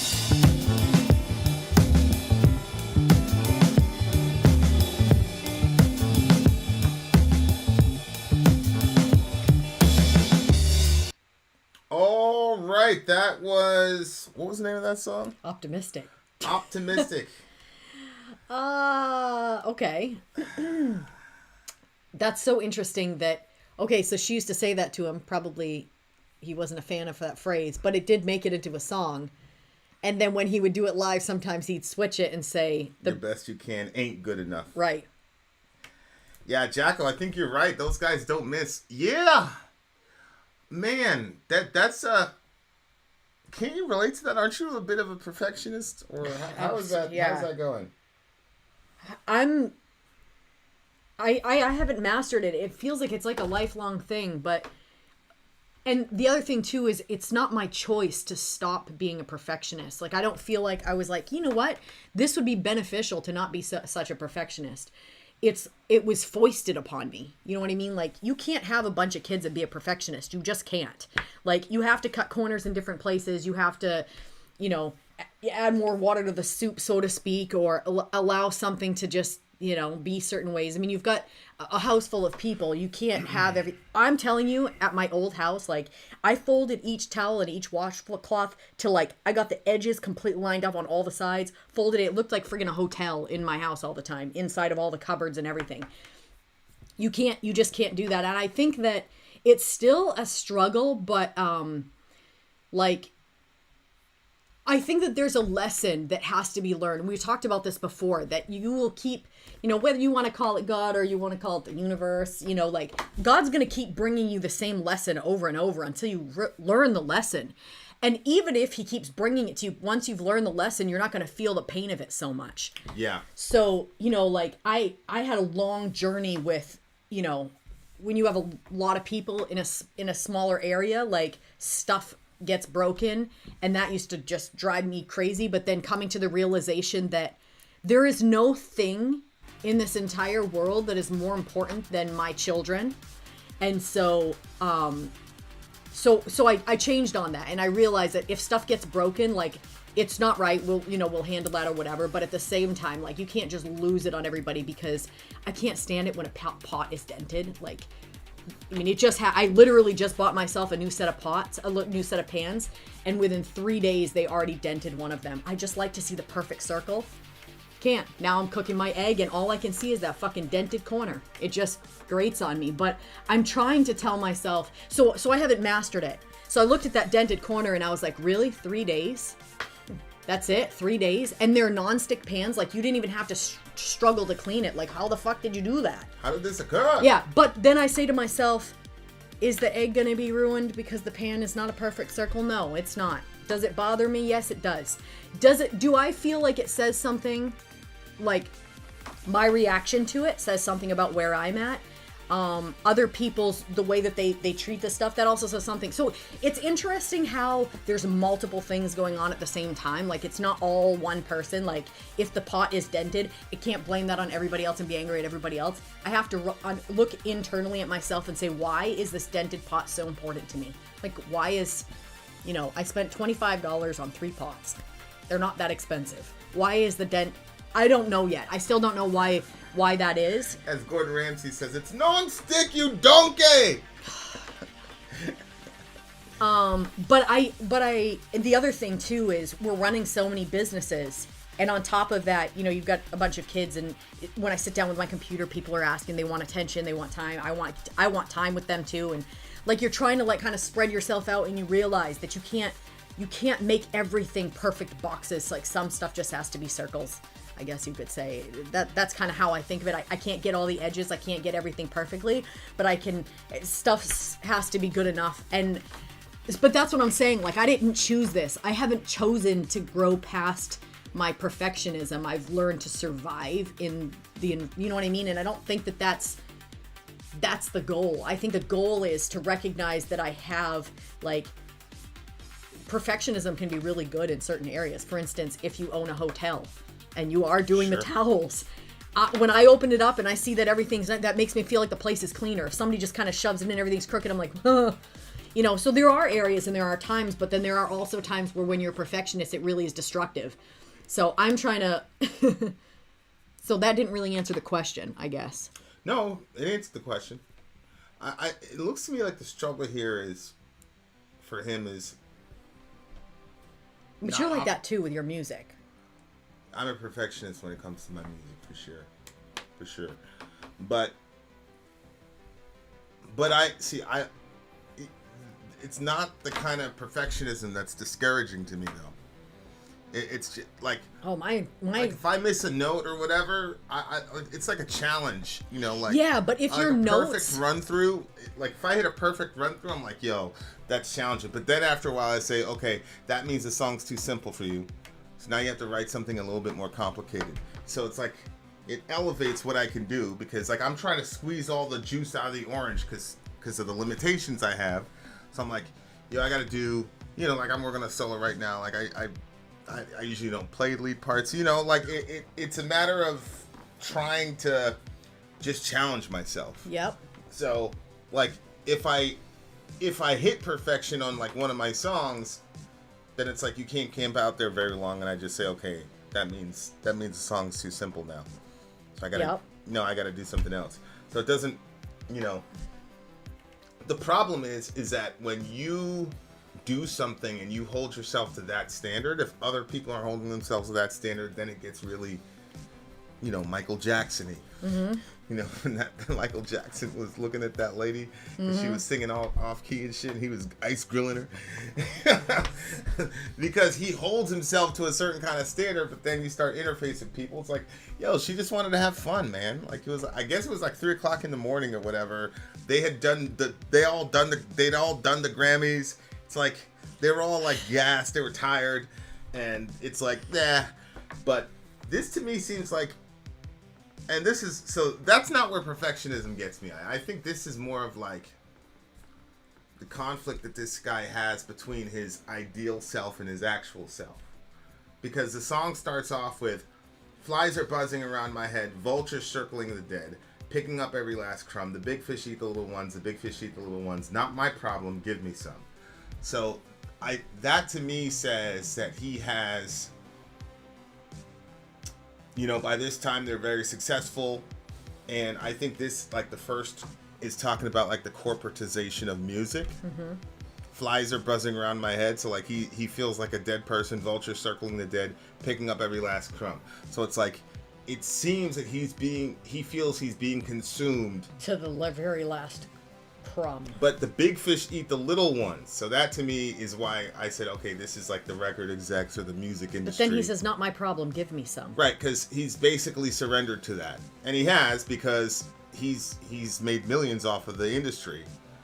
But the industry is based and rooted in capitalism. Right. So the big fish eat the little ones, not my problem, give me some. Because he himself is a victim. Because he's, you know, kind of like this dead body who the vultures are circling and people are consuming him. And he's basically like, well... But at the same time, he's not at the bottom because he's still famous. That's what he's saying, give me some, yeah. Like, I'm going to take some of that nasty corporate money, even though I hate it. And so now you've got this juxtaposition of a guy who is, like, not his ideal self. Because his ideal self would say, I don't want your money, filthy corporation. Right. I'm going to stay completely true to my art, you know. And so... because he can't, because internally he has that struggle with himself that he can't reconcile, then his perfectionism relative to the album is just a symptom of that real issue. The real issue is that he can't, in my view, he can't reconcile himself to like his actions to himself, or his belief system, or his ideal to what he's taking part in. And so, because that's way too hard to do, I'm going to focus on something that it is possible I could attain to, which is making the perfect record, playing the perfect note. So a lot of times perfectionists, like the real maniacal ones, it's not even about the things that they're trying to perfect. It's about trying to find something that is measurable. Because like, how can you measure, like, so for example, if you're having an issue in your relationship, there's no objective way to get your girl to let her know how you feel or whatnot. That's subjective. But if I go to and a lot of dudes do this. If I go to work, there are objective criteria I can hit or I can miss. Right? And so a lot of times people will pour their perfectionism into that because that's at least going to get you a guaranteed result. Yeah. Or at least there's going to be some logic as to why the result didn't turn out the way you wanted. But then the internal shit that's much, much harder to deal with, they don't want to touch it because they don't think they can, they're going to be able to make it work. So it's that makes a lot of sense, actually. So then he says you can try the best you can. The best you can is good enough. This one's optimistic. This one went to market. This one just came out of the swamp. This one drops a payload. Fodder for the animals living on the animal farm, which is again. At the end of the day, they're all pigs. Well, yes, but remember, in an animal farm, one of the pigs rose to supremacy, and then there was that famous line, all animals are equal, but some animals are more equal than others. So it was like he started out as a good communist, but then when he saw the high living of capitalism, the pig basically said, I really like this actually. So if you look at him, he considers himself that sellout pig, where he probably started out like communist, socialist, blah blah blah blah blah, but now he's like at the top of the food chain relative to capitalism or whatever, and so he has then himself become that sellout pig, the one that all all animals are equal. He has now become that. This one drops the payload, father for the animals living on the animal farm, and so again, like he cannot reconcile himself to his real self versus ideal self. He can't square those two. I'd really not a good place to be in. I'd really like to help you, man. Nervous, messed up marionette floating around on a prison ship. That's talking about the Earth, probably. Oh, the prison ship is the Earth? Yeah. He's floating around on a prison ship. And who's running the marionette? Is it the corporations? It looks to me like the corporation, yeah. Yeah. So, these were... But then he ends with dinosaurs roaming the Earth. So do you think that that's a throwback to that other song where he was saying, everything's all going to just blow up anyway? I think that other song was also on Kid A. I'm not sure. So maybe that's how... But I'm pretty sure. But dinosaurs roaming the Earth, Like... He's saying... Like, for instance, so we're Christians, so sometimes I go in those spin-outs, right? Where I'm like, this is not perfect, that's not perfect, holy shit, that's not perfect. Is there anything that's perfect? And I start looking around and there's literally nothing that I can point to. I have no track record over the last 5 years where I can look to it and I can say, I have been consistently perfect in that fucking shit. There's nothing. I've flawed and made mistakes in every single area. But then I tell myself, well, God says he's working everything out for my good. So even the stuff that looks really horrible or the stuff that looks like that's never going to fucking work itself out, he's still working it. So at the end of it, like when this is all over, I'm going to be like, oh, that's why.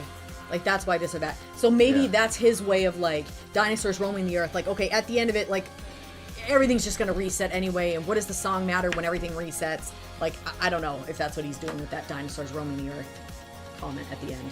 Yeah, I mean, I'm taking dinosaurs roaming the earth to be a thematic way of saying that the earth is going to reset.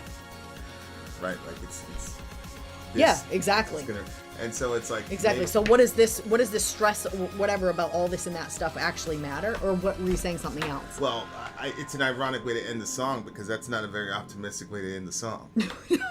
All humanity is going to be wiped off the earth and dinosaurs are going to roam. Well, no, I really think it depends on how you look at it, because you could look at it as like, okay, we were all done away with, so that's not very optimistic. It's impossible for us to coexist with dinosaurs. Right, or you could look at it and you could say like, well, it's going to reset itself and everything's going to like cycle its way through again, so it's going to be okay. Like, yeah, I think if maybe there's something wrong with me that kind of like calms my mind. If you had an event where all humanity was so dead that dinosaurs came back, like, I mean, I guess you could try to spin that as something positive. But okay, this is what I'm saying. If I write music, and in 20 years from now, everything is going to go away, and the only thing that's going to be left is the dinosaurs, then how much stress should I really put into this song that is not going to last forever and for always? Dinosaurs are going to be roaming the earth. Everything's going to be gone. I mean, that's a form of nihilism, right? I mean, we're all going into the ether. So right, that's what I'm saying. Nobody generally looks at nihilism. Nobody says like, if a person were to say, you know, I was stressed about this test, but eventually the planet's going to go into heat death, the sun's going to go into heat death and evaporate us all, so I'm not going to study for this test.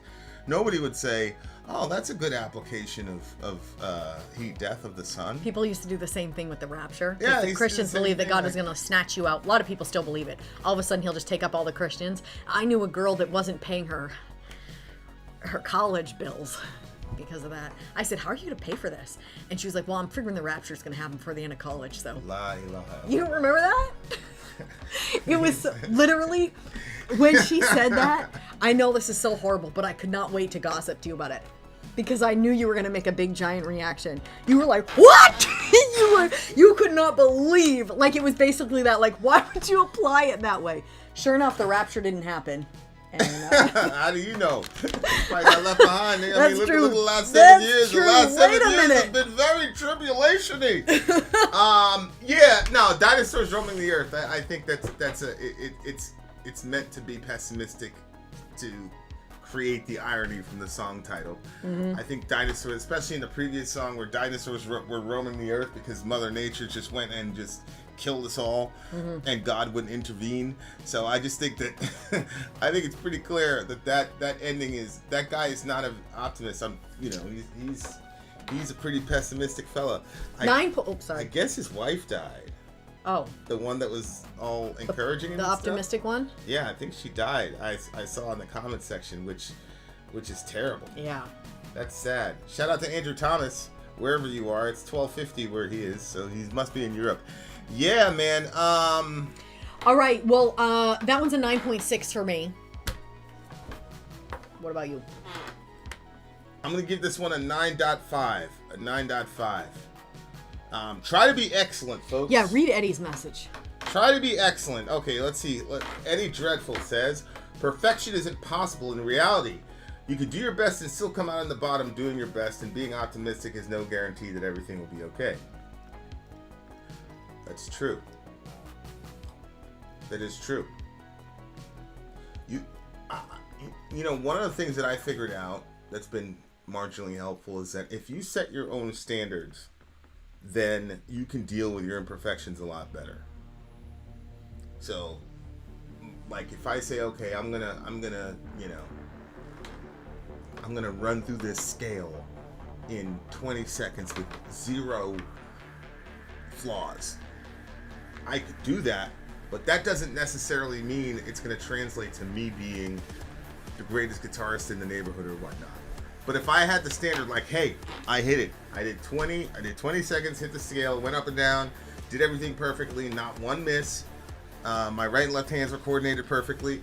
Like, you got to be able to say, like, okay, boom, that's perfect for this little thing. Yep. And what you should never do is let your standards be judged by someone else. That will make you absolutely miserable. Yeah, you gotta because set you can small, try reasonable goals for yourself, and then once you attain it, you can keep going. Mm-hmm.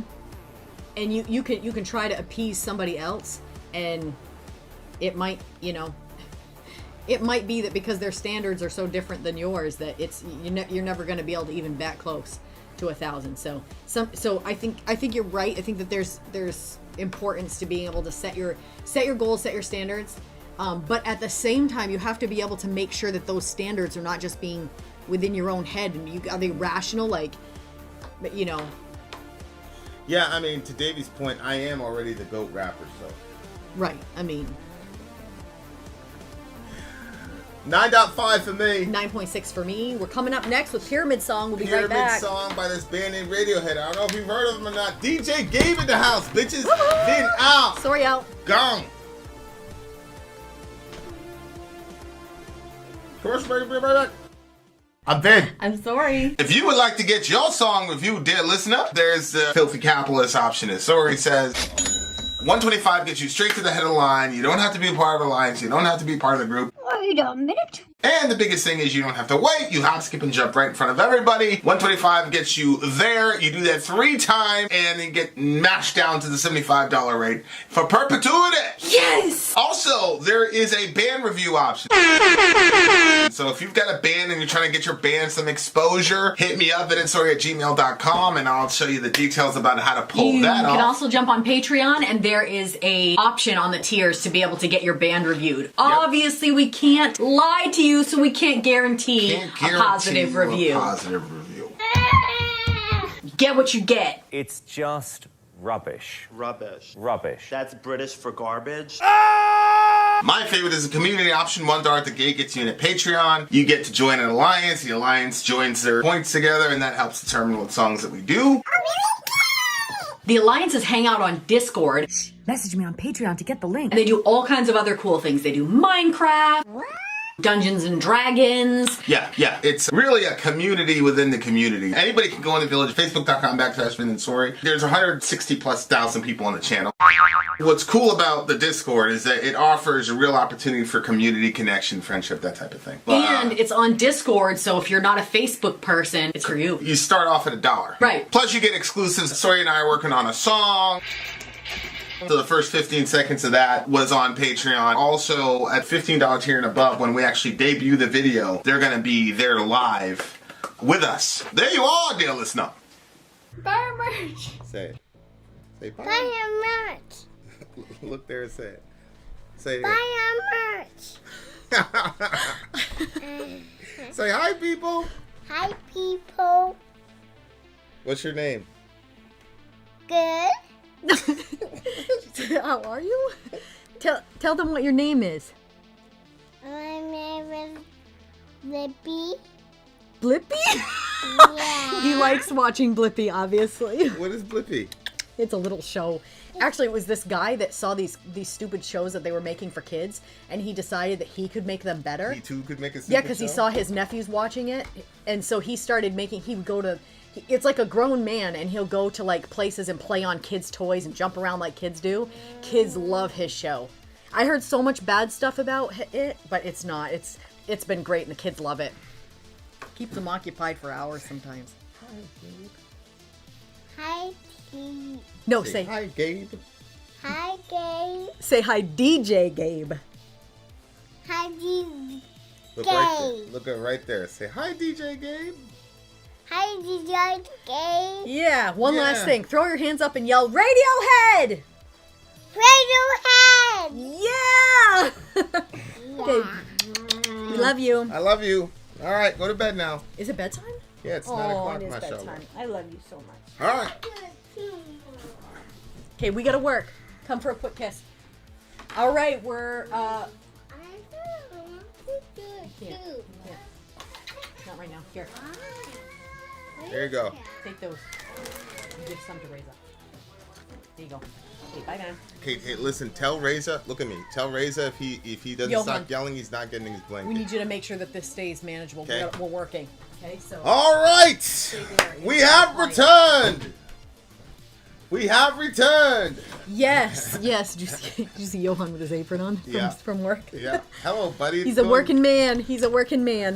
High five. We get the high five to it. Everybody loves little Reza. Oh, God, he's so cute. Okay.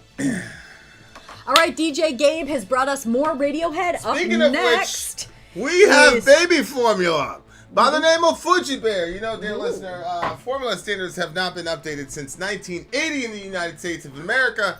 And that's the reason why we went to Europe to get this formula manufactured. We actually tried the formula on our own kids because our own kids couldn't take regular American formula. We had to use Nutramigen, which was like $50 for 14 ounces. We had to use soy formula, which smells and tastes disgusting, which the kid hated. And then we found out that the Europeans are light years ahead of us relative to that, and that the standards for being a formula company in Europe are extremely rigorous. Pretty much Which is none the opposite of- American- yeah, none because- of the American companies would pass over there. you guys, 1980 is when they last updated Before we were born. It's insane. Anyway. Anyway, Jinx. Okay, so we have Radiohead Pyramid Song up next. That's from the Amnesiac album. Okay. Their albums Kid A and Amnesiac were recorded at the same time. Oh my gosh! But Amnesiac was released much later. Kid A, October 2nd of 2000, and Amnesiac, May 30th of 2001. Tom York said Stephen Hawking talks about the theory that time is another force. That time is completely clinical. No, please say that word. I don't know why my mind is doing this. Cyclical. Thank you. It's something I found in Buddhism as well. That's what Pyramid Song is about, and the fact that everything is going in circles. According to bassist Colin Greenwood, it was the image of people being ferried across the river of death that most affected Tom York. This is reflected in the song's many references to Dante's imagery journey through hell, purgatory, heaven in the Divine Comedy. These include the black-eyed angels, a moon full of stars, and jumping into the river. Okay, guys, Radiohead. That was Imaginary Journey. Pyramid Song. I swear, sometimes. I didn't say a word. Pyramid Song, Radiohead, let's do it. That was a false alarm. Just wanted to see if you guys are paying attention. No Pyramid vanilla. Song. Let's go. My computer's getting chippy. Our internet. I think it's the internet. That would have nothing to do with this, though.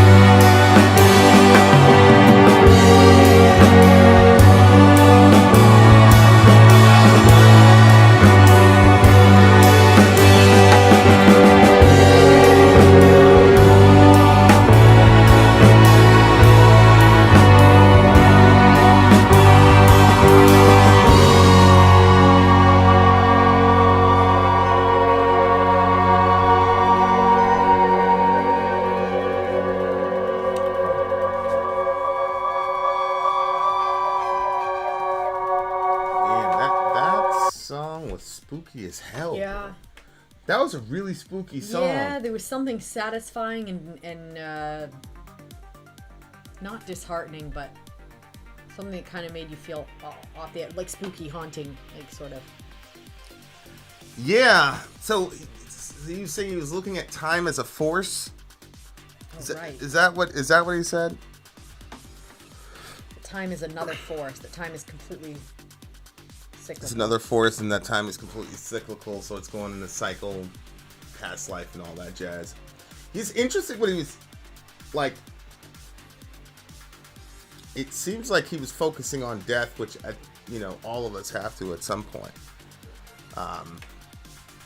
Jumped in the river.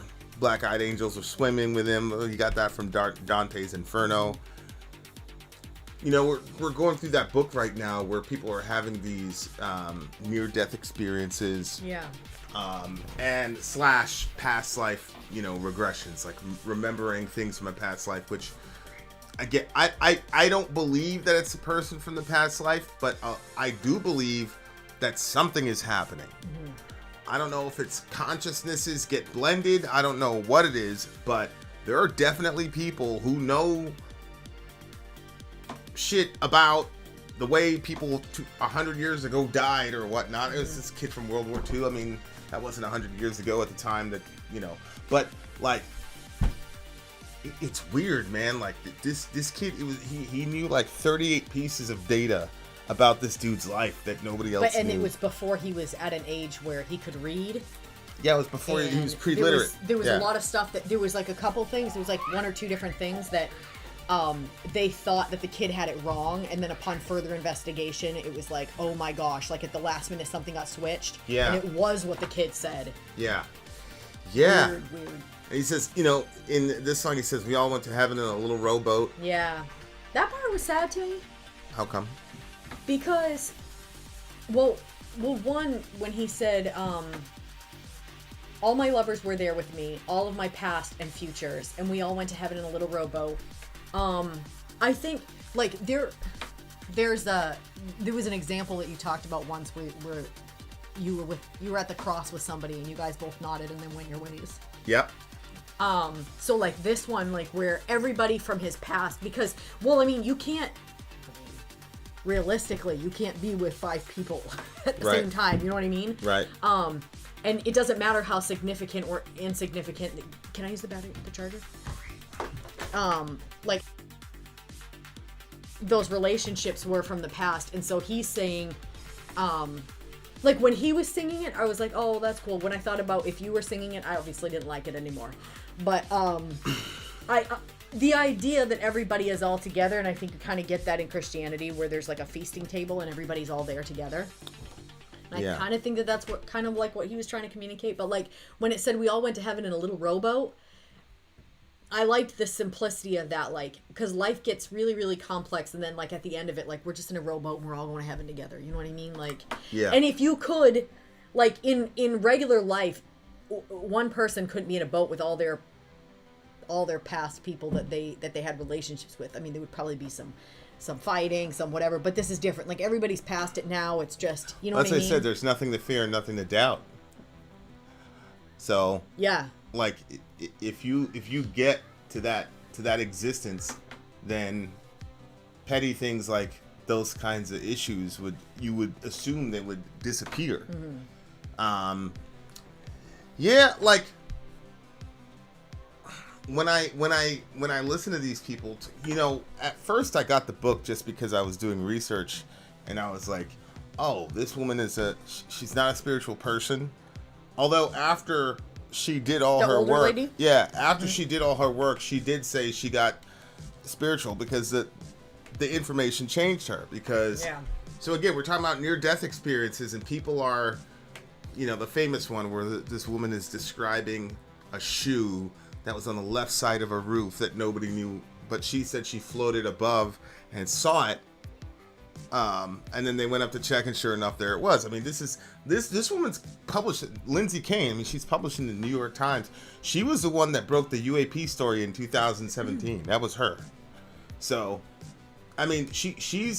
So when I first got that book, I'm like, all right, I'm going to see what the scientific data says about, Yeah. you know, this phenomenon. Yeah. But then when you start hearing the stories, man, it's unbelievable, like how much evidence there is for that life after death. It's incredible. And then on the other hand, you also have, you know, we keep making reference to this, the recent Nobel Peace Prize winners for physics, one of whom was an American, that basically explained to us that the universe is not locally real. So there are two principles. One is locality, which is to say that things can only influence each other if they're in a direct space with each other, and you can't travel faster than the speed of light. Mm-hmm. The speed of light is a standard speed limit for the universe. It's the only objective thing That's how we've measured things in the universe, right? For the Einstein's theory of relativity, right? So the only thing that's not relative to time and space is the speed of light. Okay, so you can't have anything travel faster than the speed of light. So that's but in order for objects to influence each other, they must be local to one another. Okay, that's locality. Realism is that objects carry their own independent measurements aside from observation. So the question is, if a tree falls in the forest, does it make a sound? A local realist, which 99.99% of us are, would say yes. I would say no, it doesn't make a sound because the tree doesn't really exist unless it's measured. So the moon is not there unless you're observing it, right? It's the observer in physics. Okay. So now we know that the universe is not locally real. We know that particles can communicate with each other from literally opposite ends of the universe and have instantaneous, quote, communication. Okay? So the principle of locality isn't true. And then the concept of realism is not true either, because we've got evidence of particles that come into being upon observation but do not exist prior to that. So if all the trees and everything are made up of particles, then nothing is local or real. Okay, so then what is everything? Well, everything is a product of mentation, of a mind. So this is no theology at all. We're just talking science here, and we're talking about a Nobel Prize. Yes, okay. Because most Christians don't go to talk about this. Okay, so that means then that the name of the game is I was just reading a scientific paper today, and the guy basically said, yeah, the universe isn't locally real. And then he said, basically, but for normal people who don't care about science, just continue to believe the illusion is true. It's basically what he said. As a matter of fact, I'm pretty sure that's how the thing ended. Yeah, he said. Okay. He said basically, just continue to believe that the illusion is true. It's like, but to me, it's like, well, wait a second. It's too much work to. Well, wait a second. If that means that matter, the thing that we call matter, is not fundamental, that means consciousness is fundamental. Well, that changes everything, because if consciousness is fundamental, then on what basis could you say that consciousness is completely eliminated upon death? Mm-hmm. Just logically speaking, you cannot extrapolate that from that. So when you look at all these near-death experiences, it's like, well, this makes sense even from a secular perspective. All you have to do is say that consciousness is the only thing that actually is. The physical plane we were in is a temporary situation, and your consciousness is going to go back to being a unregulated consciousness when you, quote, die, because the brain does not produce consciousness. I mean, the brain is a filter or a channel for consciousness to limit our consciousness in this realm so that we can function in it, because if we were completely aware of everything that was actually going on, we wouldn't be able to focus and function on this level. So my point is, you can believe in life after death, or if you want to say consciousness after death, I'd probably say post-death consciousness is probably a better way to say it, where your ego is still intact, where you still have all of your memories, your personalities, your picadillos, whatever you want to call them. Like, you can easily make a secular case for that based on just hard data, not wishful thinking, just hard data. Mm-hmm. I've been trying to get into a debate with some atheists, because I wanted to see like how they function with the lack, without local realism. Yeah, it's weird though. A So- lot of them they don't have access to the internet to get on with you. Yeah, Their for phones whatever don't work or whatever something. reason. Yeah. So like that to me is, what's up, Spain? That to me is like one of the things that's fascinating is all these people say when they've had those experiences, they no longer fear death. Yep. It's usually a positive experience for people who've experienced an NDE, as far as like. That's true. you Well, know. there are some that, but for the most part, yeah. There's Yeah. some people that come back and they're terrified. Yeah, but those are the minority. Mm-hmm. But Yeah, yeah, exactly. but they're still changed for life too. Yeah. But right here where he says there's nothing to fear, nothing to doubt, like He said was. No. I- No, not there is. There was. yeah, but Oh, I was thinking. again, these people have these experiences, but then it settles them in this world as well. So It's interesting because it's kind of like when people take those DMT trips. What do you mean? Well, it kind of sounds like some of the stuff that people say. They kind of sounds similar. Yes. The way what they experience and how they experience it and how it changes them. And Yeah. both of those are like seem to be like some out of body sort of experience. Mm-hmm. It's interesting. Yeah. So, like that concept that your consciousness continues. If you want to use the metaphor of the ship in the sea and all the rest of it, like it's all talking about the same thing. It's transitioning. Yeah, it's that river. From one state to another, right? So whether it's Styx or the Jordan River in Christian theology, it stands for transitioning. Yeah. And I think if people looked at life, quote, life after death or the afterlife from the perspective of just simply consciousness, I think it sounds less wooey. I agree. You know what I'm saying? Like, because at minimum, we all have to agree that from a physical standpoint, we have no scientific explanation as to how your brain generates consciousness. I mean, your brain is a muscle. How come your heart doesn't generate consciousness? Mm-hmm. What is it about the constitution of the, you know what I'm saying? Like, people, there's neurons in there. It's like, no, there's no neurons. They don't exist. Those are reflections of a dissociative boundary, as Bernardo Kastrup would say. If the universe isn't locally real, then what is your brain? If your brain doesn't have standalone existence, then what is it? Yeah.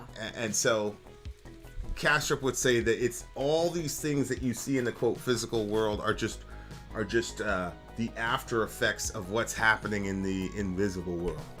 That's also like if you throw a rock into an ocean, it's going down, but then you see these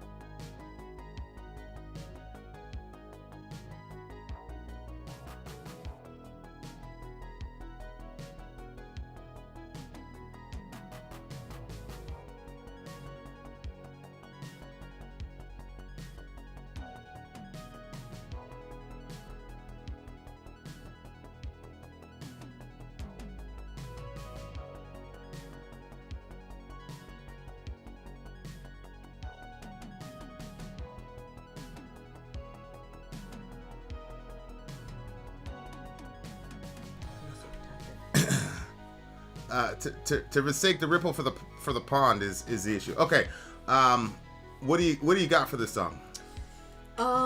So this one had like that. It did have that sort of eerie sound to it, but then there was also a calmness about it. But then there was also like a I don't know, something I couldn't put my finger on with the song. Something that maybe made me feel uneasy. Something that I didn't like. I'm not sure. Not that it was like the sound, but maybe it was the idea of not being completely sure, like the song itself. Because obviously this is just an idea. You know what I'm saying? Like, yeah. But I think that conceptually, there's like what you did with it. Yeah, I think that we could do that. But yeah, I definitely think it had a sort of eerie sound to it, and anytime that I think that there's that sort of discussion about sort of crossing over and people's thoughts on it, and what is on the other side. But I like that he was saying like we all went. Yeah, but I did like the sound of it. It did seem like it was a little off. Maybe people were saying, wait, it was. No. What I was gonna say was people were saying that it was off, but I didn't experience it as off, and I usually do. So I thought that's interesting because there are times where we're like practicing, and you're like you're a little off, and I don't realize that I'm off, and I didn't realize, I didn't realize like that this one was a little off. Oh yeah. So I was like, perhaps this was purposefully, you know. Yeah, but I couldn't hear that it was. Off. I couldn't hear it being off, so I thought that was kind of interesting.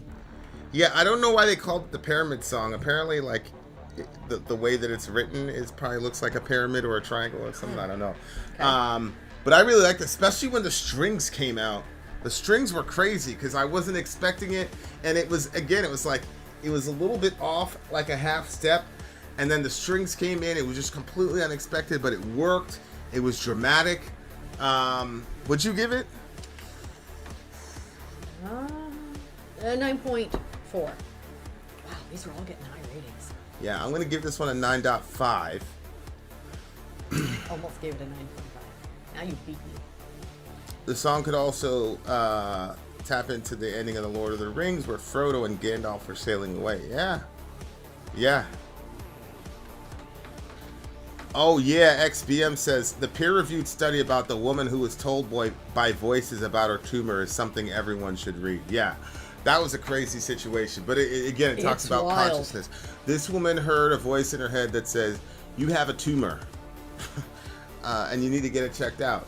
And so she went to the doctor, and the doctor was like, "Well, we're not just going to give you a, whatever." And so he started investigating. For insurance reasons, they have to keep going through a bunch of things. He's like, do you have, these symptoms, yada yada yada. So anyway, this was going on for like over the course of a year or something like that. Finally, somebody listened to her. They did the CAT scan or whatever, and sure enough, she had a tumor there. And after she got out of surgery or whatever, she heard a voice in her head say, "We were happy to assist you. Have a great day," and she never heard it again. I wonder what she went on to do in her life. And there was a peer-reviewed study about it. Yeah. And the folks that did the study said, "This is legit. This is real. Do what you will with that, dear listener. It's real." You know what I'm saying? So that's my point. It's like consciousness. Like there's so much about consciousness we don't know, and we talk about this like we believe that every person is really a collection of multiple consciousnesses. And then there is one executive consciousness that's supposed to be responsible for these subgroups. That's basically our, our belief system right now, based on the things that we've just been in a lot of scientific literature for the past 2 years. Really, yeah, it's really odd. Like it's been a lot of, but it's fascinating though, because when you go into those fields and you hear what these people are saying, and then you do a little philosophy of mind with Bernardo Kastrup or Don Hoffman, like it opens up the world in so many different possibilities. But consciousness is a hell of a thing. 9.5, dear listener. 9.4. 9.5. This was written by Tom York after a visit to an exhibition of Egyptian art during a 2-week sojourn in Copenhagen in 1999. He told MTV, "That song literally took 5 minutes to write, but yet it came from all these mad places. It's something I never thought I could actually get across in a song and lyrically." See that? Yeah, okay. Think about that. Cool. He wrote that song in 5 minutes. A lot of people are saying this is their favorite Radiohead song. This is what I'm talking about. Like, Ben asked this question. He said, do sounds want to be heard? You could also say, do lyrics want to be written? When people say things like muse, like this was my muse, like there's this phenomenon where like you have writer's block, and then all of a sudden something happens and everything just flies out. Or you'll hear people talk about like these amazing songs that they wrote in 5 minutes. Like, again, I think that there's some mysterious consciousness stuff going on in those moments. But that's interesting. How much of what is yours is actually yours alone? Yeah, because we have so many, we have such a postmodern understanding of everything now, and we're so scientific now, even though everything I said was science. The problem is that scientists are discovering things that theologians and philosophers were talking about for thousands of years. And so now there's that sort of like, we told you so. And then the scientists are saying, yeah, but you didn't give us any evidence. So now we have evidence. So now we can like be friends and sail off into the ether together. All right. There you go, dear listener. More Radiohead on the way. We'll be right back. Vin is talking about me. I mean, I don't know. The Beatles definitely had something going on with that. They definitely did. Vin, out. Sorry, Gone. I'm Vin. I'm sorry. If you would like to get your song reviewed, dear listener, there's the Filthy Capitalist option. As Sori says, 125 gets you straight to the head of the line. You don't have to be a part of the alliance. You don't have to be part of the group. Wait a minute. And the biggest thing is you don't have to wait. You hop, skip, and jump right in front of everybody. 125 gets you there. You do that 3 times, and then get mashed down to the $75 rate for perpetuity. Yes! Also, there is a band review option. So if you've got a band and you're trying to get your band some exposure, hit me up at itsori@gmail.com, and I'll show you the details about how to pull that off. You can also jump on Patreon, and there is a option on the tiers to be able to get your band reviewed. Obviously, we can't lie to you, so we can't guarantee a positive review. Get what you get. It's just rubbish. Rubbish. Rubbish. That's British for garbage. My favorite is the community option. $1 at the gate gets you in at Patreon. You get to join an alliance. The alliance joins their points together, and that helps determine what songs that we do. The alliances hang out on Discord. Message me on Patreon to get the link. And they do all kinds of other cool things. They do Minecraft, Dungeons and Dragons. Yeah. It's really a community within the community. Anybody can go in the village, facebook.com/Vin and Sori. There's 160,000+ people on the channel. What's cool about the Discord is that it offers a real opportunity for community connection, friendship, that type of thing. And it's on Discord, so if you're not a Facebook person, it's for you. You start off at $1. Right. Plus you get exclusives. Sori and I are working on a song. So the first 15 seconds of that was on Patreon. Also, at $15 tier and above, when we actually debut the video, they're going to be there live with us. There you are, dear listener. Bar merch. Welcome to the stream, ladies and gentlemen. This is Radiohead for the big homie Gabe. We will... Vin will be back. Okay, don't worry about that. You need to go to bed.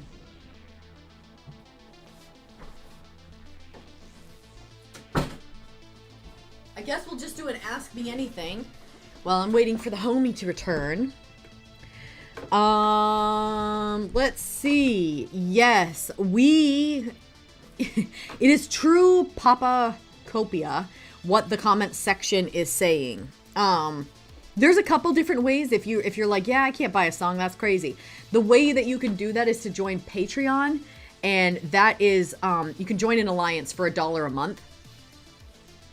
And then you can work with a crew of other people to get songs on our list, and that would be the way to do that. So $1 a month is sometimes the best way. For some people prefer to do it. That's Vinny always says if he was to do it, that's the way he would do it, because he would want to work with the stream. For me, I would just want to buy the song straight up because I don't want to have to work with anybody to get it done. So I understand both. Both are important. Yes, Dwayne. I am wearing a Sori Secret shirt. We had a maintenance issue in our apartment, and we had to like move all kinds of stuff around. There was a bunch of issues, blah blah blah blah blah. Long story short, I was limited on the clothes that made it back to my closet, and the Sori Secret one was definitely available, so I am wearing it. Although, like, I think it's important to be on brand, but I always feel weird wearing my own shirt, like, just weird. How did you guys did you guys locate your star yet? I think that there's well, I mean, we looked into the paperwork and stuff, but I think that we're probably going to have better luck to see that when we go away from where we live. It's kind of hard to see the stars. Like, you don't get a good clear sky. So I think that will be a fun, like, date day experience, is if we take that and go out into a dark area. And I'm sure that there's got to be something on our phone that will locate it for us, because our son was explaining that to us. Sori, is there Judas Priest recommendations from the crews or people pay for the reactions? By the way, good evening to both of you. You have to join the alliances if you want to do it that way. And I know that there is one alliance group. I'm not sure which one it is at the moment. But they're bringing like kind of like more mainstream songs. Is that... I'm not sure. I'm not sure. So one of them definitely a mainstream band for sure. Yeah, but one of the alliances works on that. So you could always like try.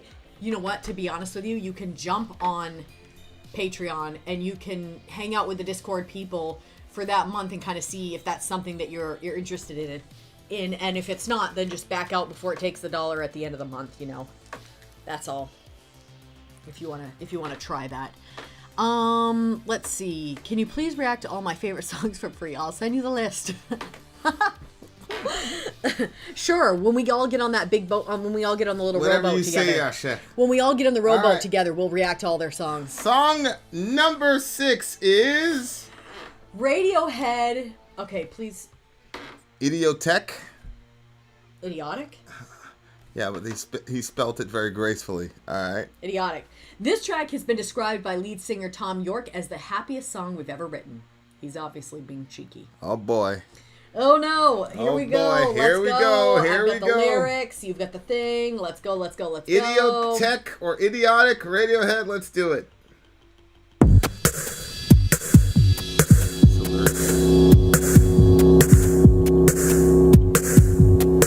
This is on my list. It's so funny. We're good.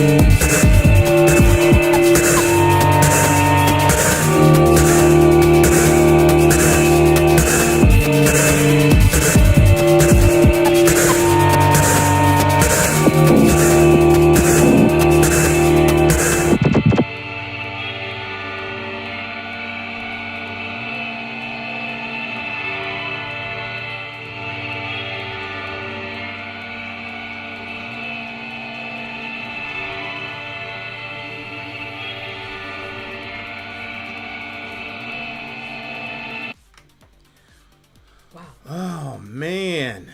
Okay, that was Radiohead. The name of that song was what now? Idiotech or idiotic. Yeah. Interesting. It seemed like another kind of end of the world one, right? That's what I'm saying. I don't know. Maybe that's the theme with Kid A. He talked about the Ice Age is coming. Yeah. Is that positive too? Because I remember you said the dinosaur thing was a positive thing. That the dinosaurs are going to come back the year.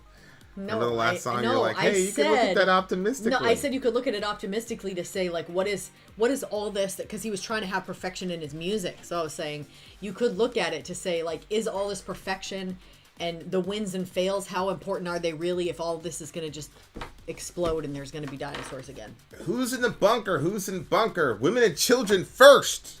Yeah. And the children first and the children. I'll I'll laugh until my head comes off. I'll swallow till I burst. Until I burst. You know, that reminded me of the Titanic. But then... Well, yeah, Andrew said... But a bunker is those Andrew things said he to thought it protect was from, about the Holocaust. But you're right, a bunker is... like where they protect people from bombs. Yeah, like during the Cold War and shit. Like you go in the bunker and then you were supposed to go in the bunker and then all the nuclear shit was supposed to like go above you because you're in the bunker and you're safe. That's what, like, you won't remember this, but we were chasing Bin Laden in Tora Bora. And we had these bombs called bunker busters. Where like even because they had all these underground tunnel systems. I do remember hearing about that. So those things were there to collapse the tunnels. Pretty terrible way to die, to be honest with you. That's what I was thinking. Yeah, your boy Bin Laden was shook. He was not doing well that day. I feel like if I was like one of those people, like Bin Laden, and like if I wanted to just wreak havoc on the world, then I would be the type of person that would have one of those little pills that you could like crunch and. You know, those people used to have like a snake in a box. Yeah. So if they were getting invaded, they could just take the snake out. Like, yeah. I would, if I was going to be a bad guy that was going to be like that, I'd absolutely have my exit plan to be smooth. There's no way in the world I want tunnels collapsing on me. Yeah, I know. I'd be like, well, you know, I wreaked havoc on the world. Good day. Yeah, I don't think they knew we had those capabilities. I should not have to suffer as I have made others suffer. I don't think he knew we had those capabilities at the time. What? Yeah. I mean, come on. Way back in the day, they were doing the snake thing. I mean, they didn't have something like that in their culture? No, I'm saying I don't think they thought we had the ability to collapse. Oh, they didn't know. Well, Yeah. you should never have underestimated us Americans and our... I mean, he got away. Well, then we should have not underestimated So, I mean, he got how away. fast he could scurry through those holes. Hey, here I'm alive, everything all the time. Here I'm alive. You have everything all the alive? time. That's Yeah, what do interesting. you I have? had allowed. Here I'm allowed everything all the time. I think that actually makes a lot more sense, though. I think allowed makes more sense. Yeah, me too. Ice Age coming, Ice Age coming. Let me hear both sides. Let me hear both sides. Let me hear both. Ice Age coming, Ice Age coming. Throw it in the fire, Yeah, throw it but in how the... could you be allowed everything all the time if you were in this situation? What does that even mean? You know what I mean? Like, if you're the person going down in the bunker, you're not allowed everything all the time. Like, everything is, I'm sure, very restricted, and I'm sure that everybody's on an eating schedule, and like everything is rationed out to the day. Yeah. So what do you mean everything all the time? Unless you're talking about you're the person on the top now. You're one of the guys, so you didn't get to go down in the bunker, and now it's like you can have everything now, but the world is over. Well, I think on the record he's also struggling with the concept of being a socialist or a communist, but at the same time having all this privilege. And I think he's having a really hard time with that. So when he says, here I'm allowed everything all the time, here I'm allowed everything all the time. Meanwhile, you got women and children in bunkers. You know what I'm saying? Yeah. Like, so this was part of Kid A, so this was around 98, 99. What was happening? I mean, was it Sarajevo and all that stuff? That was a couple years earlier, but I mean, I'm just imagining him being watching the news, seeing all the bullshit all that women and children have to go through, but then he says, here I'm allowed everything all the time, here I'm allowed everything all the time. So like they're in this bunker fretting for their lives, just being grateful for living another day. Yeah. Meanwhile, he's allowed everything all the time. And so he's watching this on TV. I'll laugh until my head comes off. I'll just swallow till I burst. I'll tell you, ever since we saw what was happening with the Gaza Strip, and there was that dad, and he was like putting the meal down for the kids, and it was condiments. There was a little thing of pickles and some ketchup, and just small, like the dishes were so small, and the kids, and I think to myself, to be honest with you, I have avoided buying pickles for our boys because it disturbed me so much. Yeah. And like, I just bought pickles for them today, and I agree with that hurts to see, because I understand, like, there's, I don't know, maybe things aren't as complicated as they seem, but like kids are being rationed. Like kids' meals are being rationed to the degree that they're having condiments. I just, like, like our kids, when they're hungry, how they act when they're ready for their meal. Yep. And like, I keep thinking, like, what do they say to them when there is really no food? And later, even when the food starts, it's just going to be like everybody's going to get a little piece of pickle. And yeah, that they're still going to walk away from that hungry. Yeah, and you have to eat something yourself too, because you don't want to die and leave them by themselves. it's our ability to watch all this human suffering. Well, and this was the thing, was it, I don't know, because the Palestinians, who was there? The Palestinians. The Palestinians, just like they're in lawn chairs, eating popcorn. Oh no, it's the Israelis. The Israelis. Yeah. Watching this happen to these people, watching these people getting bombed down there, like, to me, that level, I know that's kind of old news now, right? I'm not sure where that situation, to be honest with you. It's not old news. They just killed 30 Palestinians a month and a half ago. It's just, like, they're steady killing those people. It hurts, and man. And we, on both sides of our political spectrum, there's this unconditional support for Israel no matter what they do. So, yeah, but especially with Christians, man. I think it's an indictment of, we can watch who's in a bunker. You get these people like suffering all over the world, and then we can like change the channel and something will be funny and we'll just laugh about it. It's like, you know what I'm saying? Like, that dichotomy is crazy. I'll laugh until my head comes off. I'll swallow till I burst. Like, yeah. It's like, and then it's also, I think, a little bit about like the media too. Like, we're not scaremongering. This is really happening. And again, 1999, the big thing was it the Y2K? But the media loves to scaremonger because if you get people scared, it keeps them trapped to the TV, and then you generate more revenue. And that's why it says right there, like, we're not scaremongering. This is really happening. And then it says, take the money and run. Take our money and run. Take our money. Like, it's like, you get all these options on TV. You get human tragedy, you get comedy, then you get, terror and fear, because the media, we saw this during COVID. Like, that was a really, really big one where it was a bunch of, the next time something like that happens, I think people are going to be a lot different. You know what I'm saying? Like, the next time there's some giant pandemic and there's like some sort of partnership between the government and the media, or explicit partnership, I think people are going to be like, oh, really? Yeah, I know. Really? Yeah. You know what I'm saying? Yeah. Yep. I agree with you. I think that's going to happen for sure. And like, then the conspiracy side of me is like, wait, was this entire thing, like, as bad as COVID was all of this just to set us up to be like, fuck the government the next time they try to say something, and maybe the next time they'd actually be right? But then you have characters like Fauci, and you're like, well, no. Yeah, exactly. This guy said a while ago that he hopes that there was something else that could pop off so he could see how good we were at fixing it. Yeah. So it's like, all right. The guy's an absolute monster, that guy. Yeah. But you don't need conspiracy. Just look at people. But yeah, you could. I do think that there seems to be a couple undercurrents in that Kid A record. One is his own self-criticism of his participation in capitalism. Yep. The other is this constant refrain that there's an ice age coming or that dinosaurs are roaming the earth. I don't think that every time he mentions that, he's specifically talking about global warming or climate change. I think what's happening is he's saying these are all things that humanity is doing that are going to create a situation where we all get extinct. Whether it's how we handle the power of media or how we handle pollution and all the rest of it, like this insatiable desire that we have for things or whatever. Like, when you combine all those forces, it's going to clear the planet of human beings, I think is the point. because this is a third song now from Kid A. The first two songs were it said the dinosaurs are roaming the earth, and then now we've got this song that talks about the ice age is coming.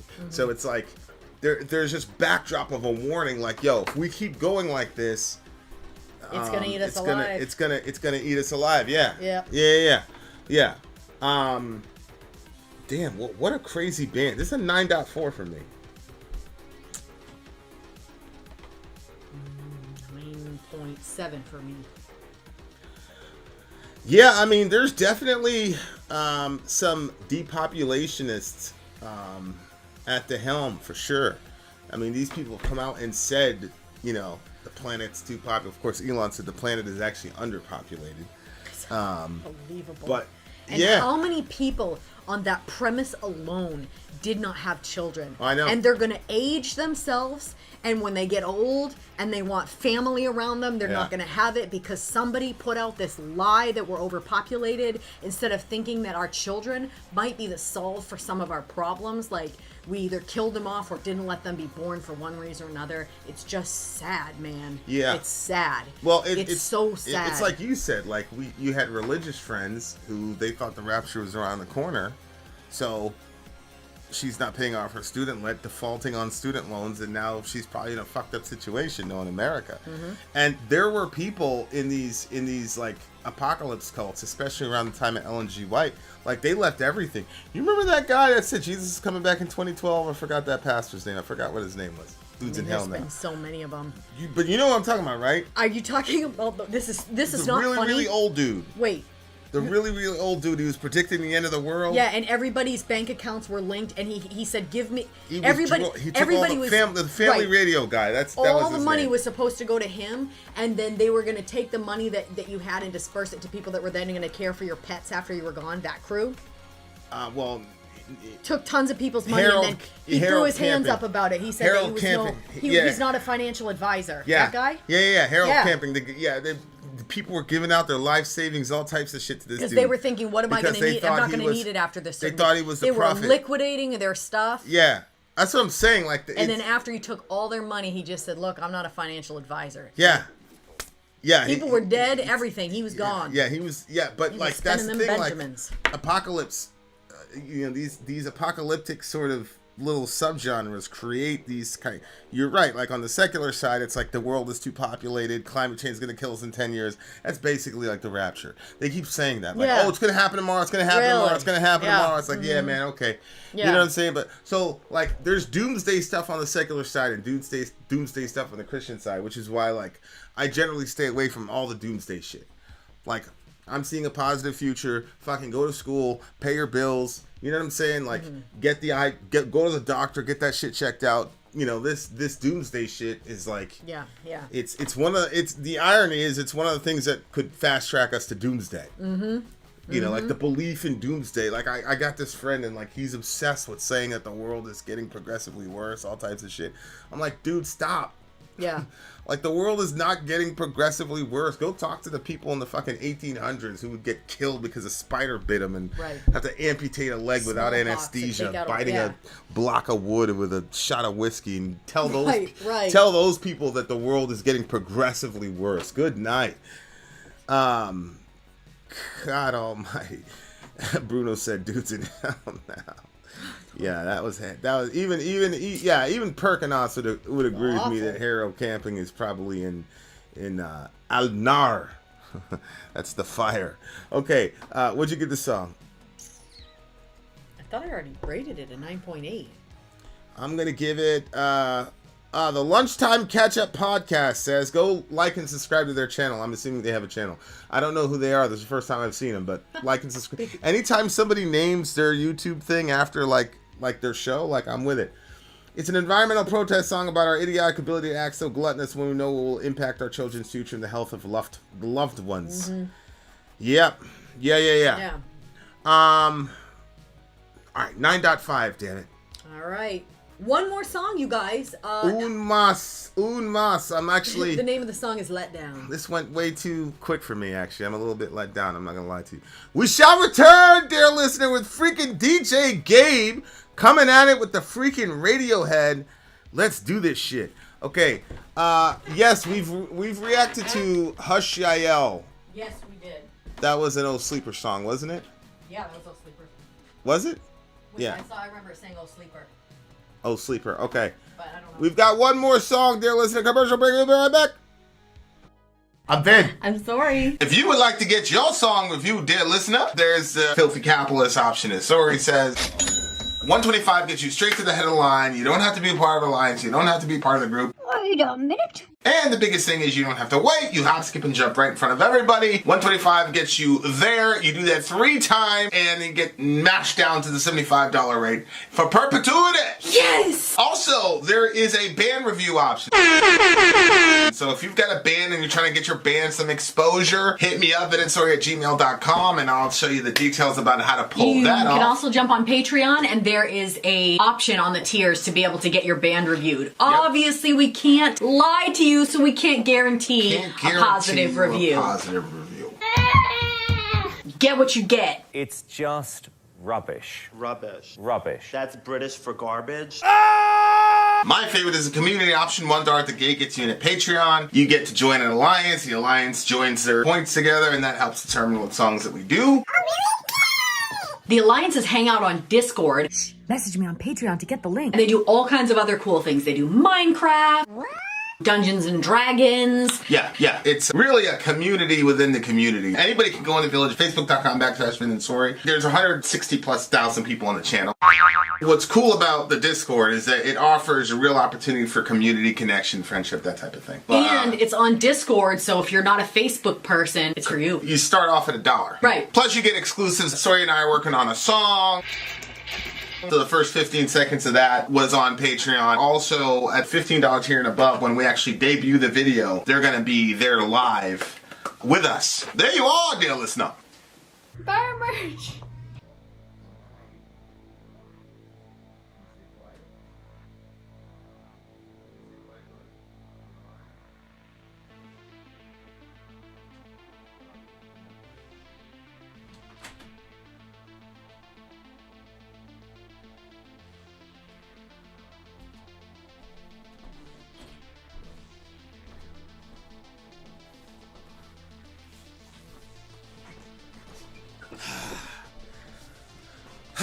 Cheer stream based.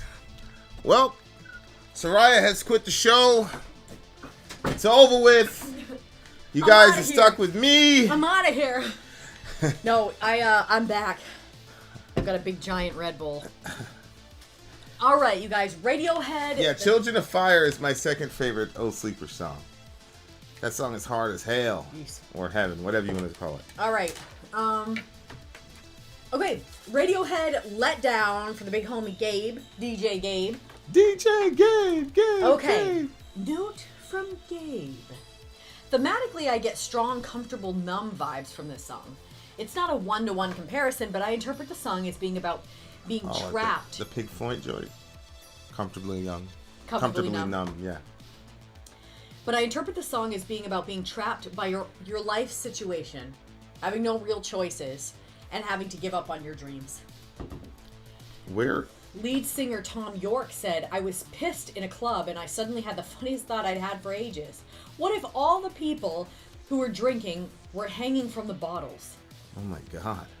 If the bottles were hung from the ceiling with string and the floor caved in and the only thing that kept everyone up was the bottles. It's also about an enormous fear of being trapped. Oh God. All right. Good God, man. I hate being trapped. Do me a favor and message me that link. I shall do that. Good. Do it. Copy link address. It's going to be coming from... What does he have you in here as? Because this is not mine. Oh, I'll just put your phone number, I guess. No, Your Grace. This is your computer. Oh, I gotta... So just send it to my phone number. To your phone number. Didn't he have you in there as mom or whatever? Who knows? And we have some technical difficulties, dear listeners. Surprise, surprise. No. Surprise, surprise. I think this is a sign that he's not very happy with me. That who's not happy with you? The person whose computer I'm using. Because I don't even have a name. I'm just a number. Oh, boy. Here you go. No, everybody's just numbers, so. It must not be saving on this. Yeah, Okay, there you go. I sent it to you. This dude is he's got some problems. This guy, huh? What the Don't we hell? all? He thought of the bottles like people were hanging from the bottles. Yeah, but I think what he meant was that the bottles were hanging and people were clinging onto the bottles, or did he mean like hanging? I mean, I'm not sure. I have no idea. Let me I look still at that can't one find more that time. link, Ya Rasul. Where is it? Where is it? Is there an email that I can send it to? Oh, you know what I'll do? I'll put it in the stream. Then it'll pop up, right? Yeah, sure. Improvise. There you go. Let's see. Let's see if it comes Okay. up. Yeah, I'm gonna read that real quick again, just to see if I was once pissed in a club and suddenly had the funniest thought I'd had for ages. So what if all the people were drinking? So pissed means drunk, I guess, right? Like he was all. Or it means angry, upset, pissed off. Yeah, I don't know why he'd be. Does pissed mean like drunk in British? Is that Right, what y'all could say mean, when you're yeah. drunk? Sounds like something. But go ahead. Yeah, but what if all the people who were drinking were hanging from the bottles? If the bottles were hung from the ceiling with string and the floor caved in and the only thing that kept everyone up was the bottles. It's also about an enormous fear of being trapped. So I'm still not clear on if people were like, if the bottles are hanging and people are hanging from the bottles, or if it's like people are drinking and the only thing that's keeping them up is the fact that they had the bottles that they're drinking No, I think from. he was saying like they were hanging from the bottles, like noose hanging. And then when the floor collapsed, the only thing that they had to keep them up was the bottles, which is that's a pretty crazy picture. What else is a pretty crazy picture is me trying to download this freaking song. Tell me if you need my assistance. Yeah, well, your assistants got us here in the first fucking place, Yahoo. Well, you know, you have supper in the oven. This is a fucking comedy of errors. You that can we be can't- happy about we can't get videos downloaded. And it was okay, you guys. Seriously, this is what happened. I woke up this morning and I was like, shit, I'm gonna need to order stuff for supper. So I get on the Walmart app. I order our entire meal. I order all of our groceries, and then it gets to the point where you say if you want them to leave it at your door or whatever. And so I thought that I was complete, but I never hit the blue button at the bottom of the screen that says you're complete your order. So the order was never placed. So I wake up later and I realize it's now time to start my day. I have no groceries. They're not even close to being delivered. So I went through the process again. I did the same thing again. I didn't click the button. So then a couple hours goes by. I'm like, where the frig are my groceries? And then I look in there. I said, what the fuck? I didn't click it again? What's You know what wrong with happens? you? I'm trying to work and everybody has a question. I keep telling you to stop multitasking. Yeah, but the thing is, what am I supposed to say? Shut the fuck up. Yeah, I really should. When will you learn? So ridiculous. Everybody had questions. They're knocking on the door. I'm trying to take a shower. Everybody's yelling questions. Anyway, so it took, I'm not joking you, 2 or 3 times before I realized it wasn't in the cards for me. And so I had to do it the old-fashioned way. You know, you get in your vehicle and you drive to Walmart. All right, Radiohead. And what I drove there to get, when I got there, I showed the lady, I said, where do I get this brisket? She said, we're sold out. I said, it said that they had them in stock on the app. All right, here we go, dear listener. Thank you I for being agree. so sympathetic.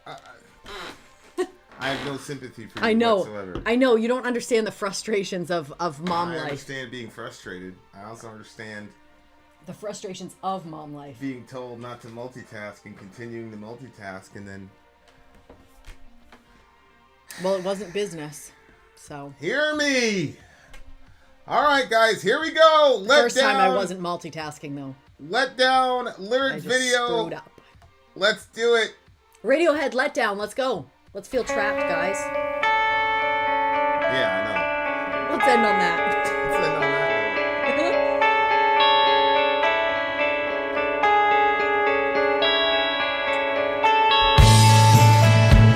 I'm a Radiohead person. I realized that. Thank you, Gabe. You're Radiohead. I am, yeah.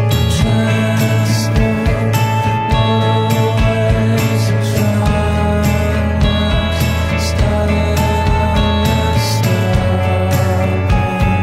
taking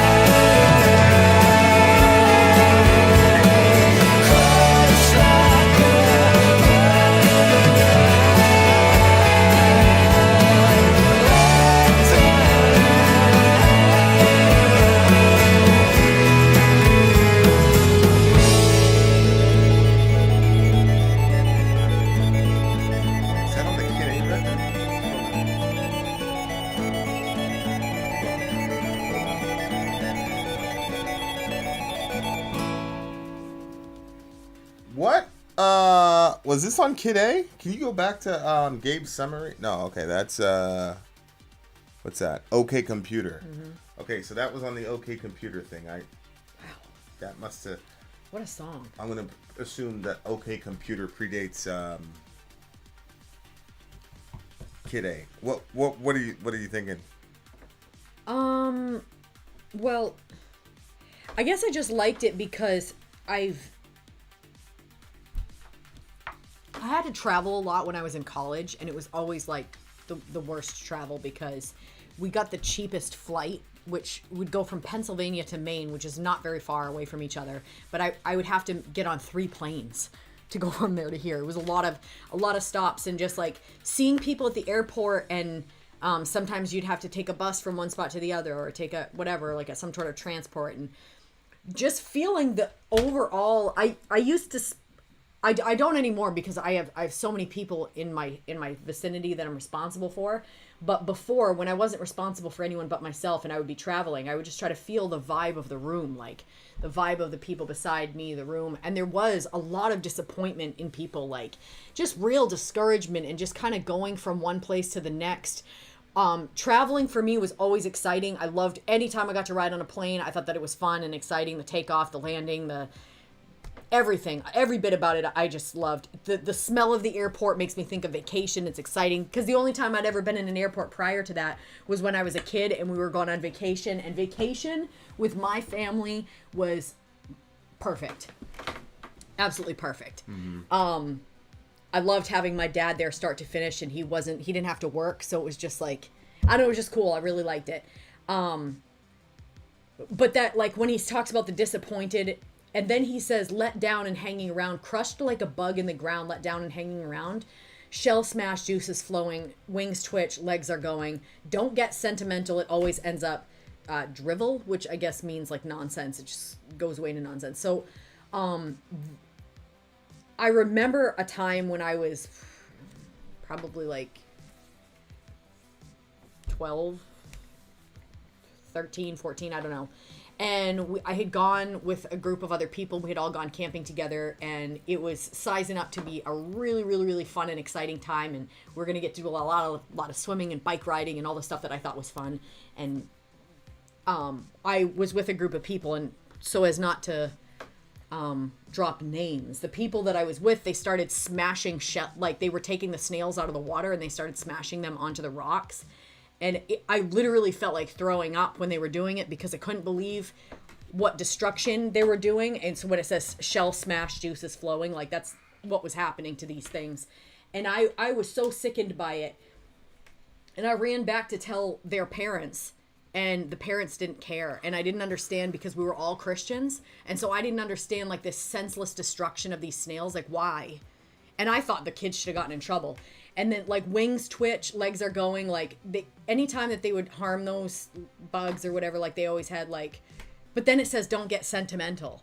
So it seems like he's like seeing like this stuff, but then he's like, well, let's not get sentimental about it. Everything just kind of goes into nonsense.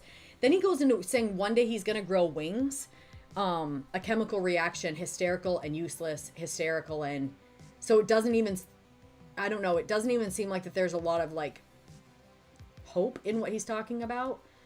Yeah, because he just got done talking about basically torturing this bug. Yeah. He said, shell smash, juices flow, wings twitch, legs are going. Yeah. So some sort of... But they're doing it to the shells, and they're also doing it to the bugs with wings. And But then he says one day he's going to grow wings. So he's going to be hysterical and useless. Whereas if you grow wings and you can fly, like... that would be awesome, but I think what he's saying is like, yeah, that's a naive way of looking at it. They would just be hysterical and useless if I actually had them. Which, that's kind of the letdown. Like, you get these wings, but then you find out that they're useless, which, you know, is kind of the theme of the other songs as well, like not being satisfied with what he has. You know what I think I've come to? I think that at the end of the day, you want to be right with your God, and you want to have... and you want to be able to enjoy your people. Yeah. And I think that's really it. Like, I don't know that it's that deep beyond that. You know what I mean? Like, don't What do know. you mean? Like, I think that if you can get those two things right, then the other stuff maybe doesn't matter. Maybe the other stuff's not as important. You know what I mean? Like, the stuff that we stress about or the stuff that makes us... Well, you only get disappointed if you have an expectation.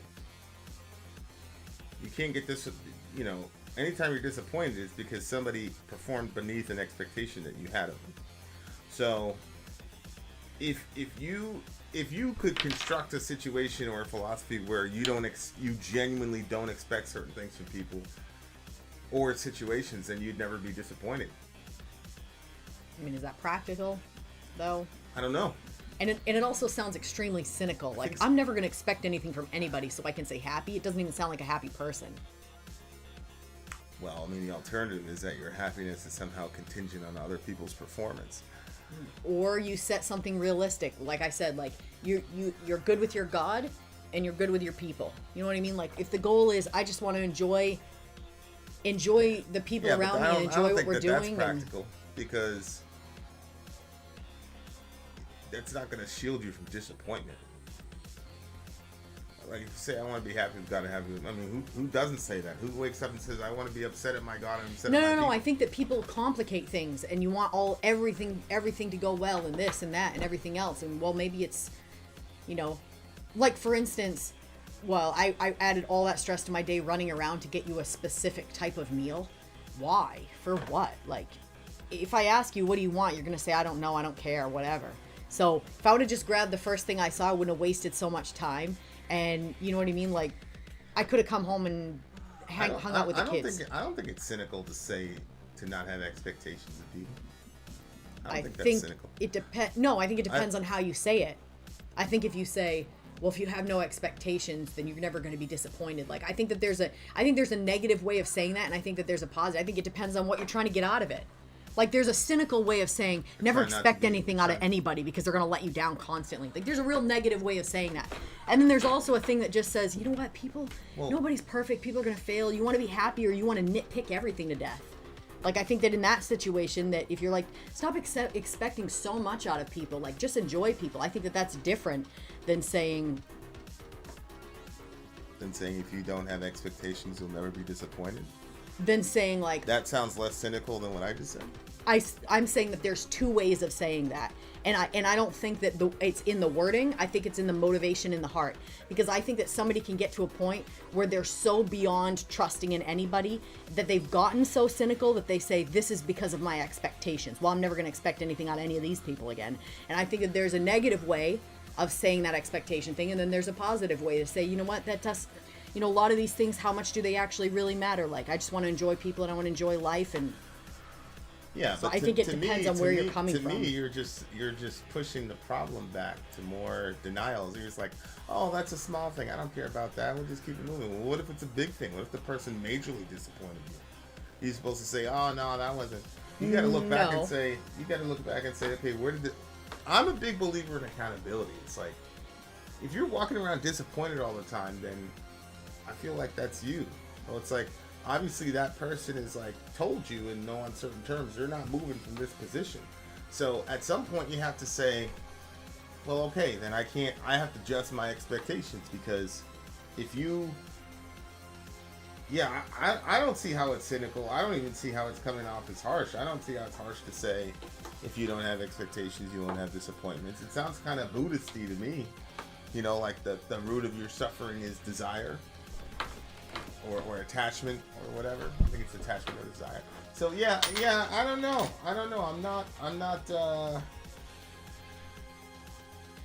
I'm not sure that I agree with that. I'm not sure. I think that there's a healthy and an unhealthy way of There's a saying healthy the same and thing. unhealthy way to say a lot of things, but like, I feel like your way has a lot more danger of being unhealthy, because it's got this like sort of Pollyannish washover of every disappointment, where it's like, oh, it's not a big deal. It's like, I don't know, man. Some of those disappointments are big deals. So what are you supposed to do with that in your perspective? Act like it's not a big deal? Well, it depends. What's the situation? I don't know. Just the general situations human beings get themselves in when they're interfacing with other human beings. If somebody says, you know, if somebody consistently breaks promises to you, for example, like I would say that it would probably be best to not have the expectation that they're gonna follow through on the promise, right? Like I would like I don't think that's harsh. Like, so that's what I'm saying. Like, that's what I don't understand. Like, I think that a lot of tension between kids and parents has to do with that the parent expects certain things from the kid can't live up to it, and now he's all disappointed. It creates all this crazy cycle of, you know, whatever. So yeah, I'm not sure. It's interesting. I don't see it as cynical at all. And I think it depends on, you know, like I said, what is behind it? Are you like throwing up your hands in the air and you're like, is these recognizing people keep disappointing me, I'm just going to lose all expectation? Yeah, I mean, it's recognizing the frailty of human beings and your own frailty, and saying, well, shit, I can't even live up to my own standards. What are the odds? Yeah, I think that's a healthier way of looking at it, to say, I can't live up to expectations, they can't live up to expectations. Yeah, and so I think that you're like reading a lot of shit into it that I didn't say, because it's the same thing. No, I said it doesn't matter the anything that I words. said. It doesn't matter the words. I'm saying it depends on what's going on inside of your heart. If you're like, Well, fuck you called all it of- negative. Yeah, I do think if there's a negative, I think there's a negative way of saying it and there's a positive way of saying it. But I don't think I said it negatively though when I said. I'm not speaking about you. I'm talking about, generally speaking, that there's a positive way of saying that statement and there's a negative way of saying that statement. There's And the difference between the positive and the negative way is what?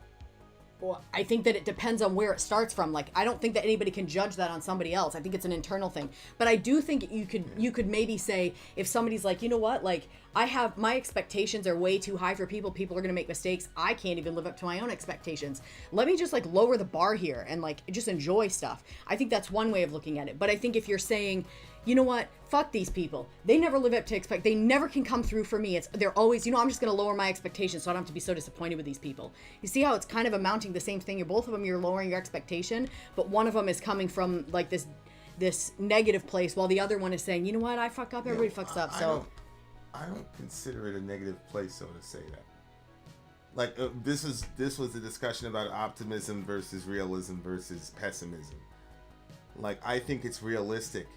If you get enough data on a person and they're continuously doing XYZ thing, I think it's just realistic to say that person's not going to do that. The person looks you in the face and says, we're going to do XYZ, and it doesn't happen. Like, you got to say to yourself, like, yo, because if you don't adjust those expectations, that's going to create some real acrimony, some real negativity. So that's where I'm like, right. But in that example, you're saying that the person makes that decision before they get to that really crazy point where they're like, fuck this, fuck that person, fuck all. That's what I'm saying. I'm saying, like, yeah. Well, we don't have to agree. I mean, I wasn't suggesting that you say fuck that person. I just think that. But you do think that are you saying that you can see that there is a way that somebody could get to that point where they adjust their expectations with that fuck you mentality, and it's not actually going to help, like, if somebody has the where they're looking at themselves to say, well, look, I'm not a perfect person, they're not a perfect, I need to just lower this. Like, what am I doing holding somebody this ridiculous standard? I don't know. I mean, some of it probably had to do with our upbringing, because I saw that attitude. I saw we'll sweep that under the rug, we'll do it again, we'll do it again, we'll do it again. And I didn't say anything about sweeping anything under the rug, though. Yeah, if my mom would have adjusted her expectations, she'd probably still be alive. So yeah, she did that. What you're saying the entire time in marriage, if she would have just said, "This dude is not going to change," like, then she would have been straight. You know what I'm saying? So to me, I mean, she can still say that. You can still say that. Yeah, but honey, after the 50th disappointment and the 9th time we've had to move, it's not like you can just say, "Oh, you know," I mean, there's gonna be some emotional fuck you to that. I don't think it's unhealthy to recognize that you've reached your limit with a particular person's bullshit. I don't think that's, how is that negative? Like, after all the shit that she went through with dude, like, what is she supposed to be, like, not be cautious of that guy? No, like, why does she? Obviously, she should be cautious. So of that. why is it being characterized as negative if she's like, man, fuck this dude? she's giving him 50 opportunities. Like she that's what I'm saying. Like if you're constantly disappointed by a person, you're gonna be angry at them too, right? And That's true. So it's Yep. like that's what I'm saying. It's like it depends. Like for me, this is always sort of like a running debate. Like, is this healthy? Is it not? To me, if a person disappoints me to the point where I'm like, yo, I don't talk to that person. Like it's just over. I just won't talk to him for the rest of my life. Like, so, and that's probably from me seeing, that was going on with my mom. Like I felt like my mom held on to that shit for way too long. And she kept hoping and hoping and hoping, and I think, that destroyed her. So, I obviously swung the other way, and it's like, oh, okay, you're one of those people, like, see you later. Like, so I don't know. Like, I just don't know. Like, for me, I want to be as authentic as possible. Like, if she ran into 50 disappointments and she was like, you know what? My continuing to hope in this person is causing me a lot of mental duress. So, and I think it's in bounds to acknowledge, and I'm angry at the 50th thing in the row. Mm-hmm. So I'm going to adjust my expectations. I wouldn't go and say, well, you've made mistakes too. Like, I wouldn't have said that to my mom, because the shit that dude was doing was like fucking pew. And so to try to like come with some like false like equivalence, like I mess up too and blah, like, no, there's people in your life that like consistently disappoint you. Yep. And I think it's inbound to say, man, fuck those people, bro. Like, not in the sense of but I'm better than them, but in the sense of acknowledging I'm really upset that this continues to happen. Yeah, but I think that you can still do that, and when you would make your adjustments, then you say, okay, that person. So let's say it's a situation like that. There's an unhealthy person in your life. They won't stop doing their unhealthy behavior patterns. It is having a deleterious effect on you, and so you say to yourself, okay, they're not going to change, and this is not good for me. I need to get out of this situation. I don't think that there's anything wrong with that. I'm saying, and I think that that's the healthy way of dealing with it. I don't think that somebody should stay in the situation and try to be Pollyanna-ish, and then everything falls in on around them, and now they're angry and they're bitter and they've got tons of baggage because they stayed in that situation. That's why I'm saying I think from the beginning it's important to have like a healthy mindset, set your expectations for what you want them to be, and recognizing that people are flawed, you're flawed, and then adjusting. What I'm saying is, I don't think that you should, whatever you're doing, never stay with what you're doing until you get so bitter and angry. Like that's what I'm saying to avoid. So the fuck you, I'm adjusting my expectations, I think is like, you stayed too long. That's what I'm saying. Like, you should have adjusted your expectations way earlier. Right, and if the expectations were adjusted earlier, then it wouldn't have to be a fuck you situation. That's what I said from the beginning. So all I was saying was there's a healthy way of saying it and there's an unhealthy way of saying it. That's what I disagree with you on. I don't... Not the words themselves, but from where they are inside. If you stayed until you got bitter and then you're saying, fuck you, I'm adjusting my expectations, then it can be like a...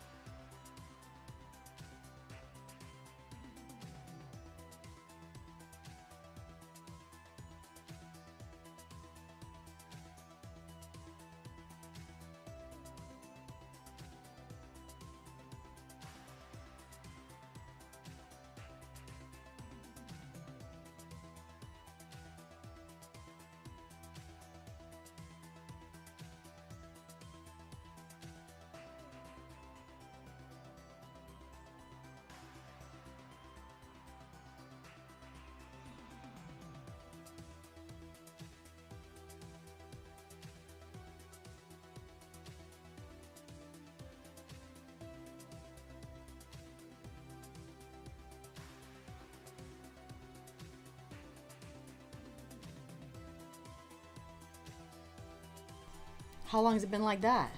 I don't know. I would give this one I I really like the smoothness of it. Did make me think a lot too. It's a 9.7 for me. 9.8. 9.7 for me. Holy shizzle! So Radiohead just created a convert, so you're a giant Radiohead fan now. Good I Lord. do like Radiohead. Thank God we have a Sender Prime to fix Christianity for us. I would like to take a long drive. Or to fix neo-Christianity for us. Thank God. Maybe one day you'll tell us what justification is. All right, go ahead. It's unbelievable. 9.8 for me. And like I said, I would like to take some of these and just drive. Yeah, through some really pretty areas. And The next reaction video is going to be with no volume whatsoever. It's a Vin and Sori special. And you guys will catch up on your lip reading skillamagills. What do they do? Is that what they do?